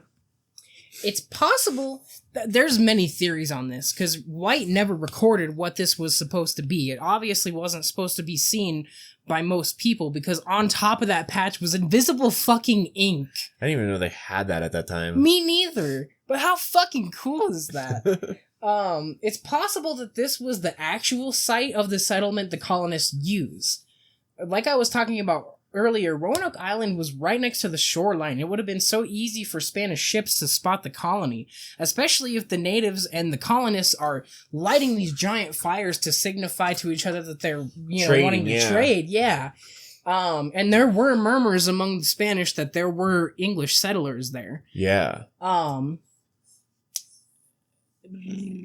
And with all the privateering the colonists were doing in secret, it would have been kind of stupid to make the island the permanent site for a colonization attempt.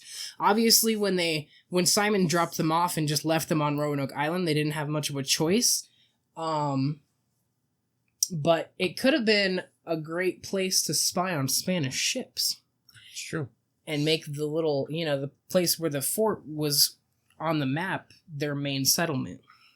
Yeah, so that Roanoke could have been like a forward base, as so to speak. Yeah, exactly. And like I was talking about earlier, the Spanish even heard whispers of the colony here and attempted to find it. They would never find the colony itself, but they did find the docks that they established on Hatteras. And it was in disrepair, and they left without investigating more, which is interesting that dock was in disrepair, because I'm assuming that this was around the time that John White was returning on his, quote-unquote resupply mission, where everything was kind of in disrepair, and, everything was scattered all over the place, so the Spanish see this obviously English-built dock, right, but it's all fucked up, and they're like, oh, well, I guess it's not that important. I don't know why they didn't investigate more, but they didn't. Yeah. I mean, yeah, that seems like something I would want to investigate. Like, even if you look at it and you're like, well, it's clearly broken and it, like, doesn't seem like anyone's touched it for a while, but, like, why is it even here? Right, exactly. Like, what is going on? I read something that they planned on going back to investigate more later, but never did. Yeah, of course. Yeah.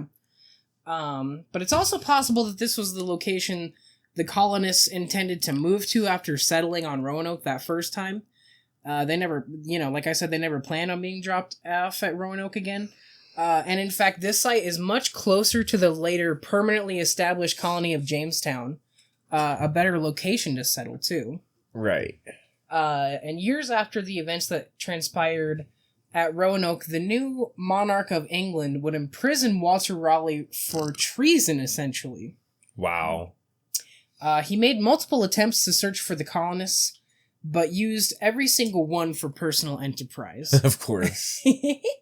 One expedition he used he searched for El Dorado. Another he used to search for and harvest sassafras, which had skyrocketed in price. he did, like, he used I need to go figure out what happened at Roanoke to be like, oh, the sassafras is super,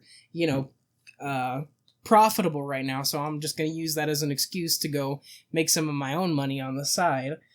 He did allegedly make attempts to search for the colonists, but it constantly claimed that bad weather prevented him from reaching the island or Chesapeake Bay. But these enterprises, especially those including his privateering of the Spanish, were most of what got him into hot water, especially because, it just seems like he had little interest in knowing what actually happened to the colony and was just using it as an excuse to, do illegal shit. Right. The Queen kind of let him get away with that because he would, he was one of her companions. He would constantly, butter her up with gifts. A lot of what they privateered from the Spanish, they would ask for forgiveness instead of permission. He'd be like, yeah, I was technically, performing acts of war on the Spanish ships, but here's a bunch of their treasure. Here's a chest of gold. Yeah. And he fought to keep the rights to Virginia, but never made a real effort to find the colony. It seems he was only interested in it if there was money to be made, and judging by the fact that there were no riches to have been found by the previous expeditions, he turned his attention elsewhere and used the facade of caring to make more money. I pretty much already said that. It's also possible that, because when he got arrested, this was when King James took over after Queen Elizabeth had died. Mm-hmm. Some people think that him being finally punished for these things was also kind of a secret punishment as well for the cover-up. Right. Because it would have kind of been an open secret to royalty and to everybody involved. They kind of would have suspected something had gone on, I would assume. Yeah. Maybe even a punishment for integrating England's people with those they deemed lesser. Yeah. So yeah, that's kind of a shaky theory, but I feel like there's something to that a little bit, maybe. Yeah. I could totally see it. And unfortunately, like I was talking about earlier, there are descendants of the Secotan today, but there's not enough for them to be considered as an established tribe. Exactly. And because of this, their artifacts and remains are not protected by law. A lot of these areas where they would have been are bulldozed and infrastructure is built upon that land pretty regularly now. Yep. Of course. In fact, the site that the Croatoan natives lived on is a high school today, a huge high school. Of course. Yeah. There have been some artifacts found, but they're of English origin. Mm-hmm. A gunlock with a unique locking mechanism was found. Studies of it are kind of inconclusive, but it seems like that particular mechanism would have been consistent with that time period and with the English. Right. Researchers are not sure if it belonged to one of the original colonists or if it was traded to the natives in the years following the Roanoke Colony, because they had a lot of English people coming in and out, trying to colonize still after that. There was also a brass ring found, but again, it isn't 100% proof of anything other than the fact that, old Englishmen were there at some point, which is pretty well established anyway. Right. But even these artifacts are not displayed or well known about. Researchers have to apply for special permission to be able to view and study these. Perhaps someone out there would prefer we continue to think about the mysterious disappearance instead of, some other issues that could be brought up by this topic. Yeah. Yeah, but regardless of what actually happened or why that is the case, that is what I have found on the lost colony at Roanoke. Wow. Yeah. That's quite the episode. Yeah, I didn't think this would be... I mean, I knew it would kind of be a loaded topic because we were going to be talking about colonialism, but it went places. It did go places. And I was not familiar with, a lot of the history, which is why this was a pretty history-heavy episode, because I found it really interesting. So I'm sorry if it got boring. I had a blast doing this research. I didn't know about any of this stuff. I didn't know about so much of this. Wow. All I knew pretty much was that there was an old colony that tried to, establish in the Americas, and that they disappeared and the carvings of Crow and Croatoan were found on trees. I didn't even know about any of this. Wow. Yeah. Okay. Yeah. Wendigos and stuff. Yeah. I love these types of mysteries, and it's stuff like this that, like, maybe I'm stupid for thinking this, but, like, would this not make, like, a cool game? Oh, this would make a fucking fantastic game. Like, you could play as one of the colonists, and it could be, like, a survival game or something. Like, you have to survive, the time that Mr. White is out there trying to, run his resupply mission or whatever. Yeah, dude. Like, oh, that'd be so cool. Or you could play as the natives, and it would be like a resource, management / like tactics game. Yeah. And like a morality narrative choice game to be like, so crazy. Should I keep supplying the natives? Should I like worry about my people? Or should I keep supplying the colonists? Should I worry about my own people? Like, how are our food stocks? Like, should we retaliate against this attack? That'd be crazy. Or like the one where, what'd you say, like 3 people were like just left there, never to be seen again? Yeah. What the fuck happened to those 3 people? I know. I mean, yeah, shit. How long did they last? Oh, who knows, dude? Only 3 people there? I mean, shit. Yeah. Less mouths to feed, but also less people to gather resources and do stuff. Build structures, and who knows? Well, that was the Lost Colony of Roanoke. It is currently 3 a.m. Yeah. We have been recording for 2.5 hours. I'm going to be trying to edit this down. But this is obvious. This is going to be over 2 hours easily. Oh, yeah. Sorry the episode's coming out late. We've been dealing with, well, for one, Finn's been working crazy hours. Yeah, so I mentioned, like, some, like, the plumbing news. issues. Well, just the news in the beginning. Oh, yeah. With the commercial. So, odds are, if you're seeing this, you may have seen our little commercial that we made. I hope it turned out okay. We haven't even made it yet. I've just written the script and have like a general idea for it. But yeah, we're trying to get our name out there and everything. Yeah. And if you are new to us, I do the intro and outro music, and also the music that you probably heard in the commercial. But also, I have been working on some beats that are going to be used in an album coming out. Yeah. So as of recording this, it is 3/4/2024, and in 2 days, a coworker of mine who goes by the name VanN Demand, that's VANN Demand, is dropping an album called Paid Not Played, and I have production credits on that album. It's the first time anyone's going to be using my beats for like an album. It's the first time I have production credits on music. That's like, that's huge. Yeah. It's awesome. And you have, what, 2-3 songs on there? I sent him 3 beats. I think he used all 3. Okay. I know he used at least 1 or 2, but I think he might have used all 3. He's keeping the songs a secret from us too. We're gonna have to discover them when the album comes out. Yeah, he's like, all your beats are done. All your beats are done. You gotta wait though. And I'm like, come on, bro. You can't do this to me. All the beats are done. You're gonna show me one of the other beats or one of the other songs that you made that's finished that I didn't make the beat for. Oh, but he did? He did. He showed me one of his songs. His daughter's on it. It's so cute. Aww. It's so cute.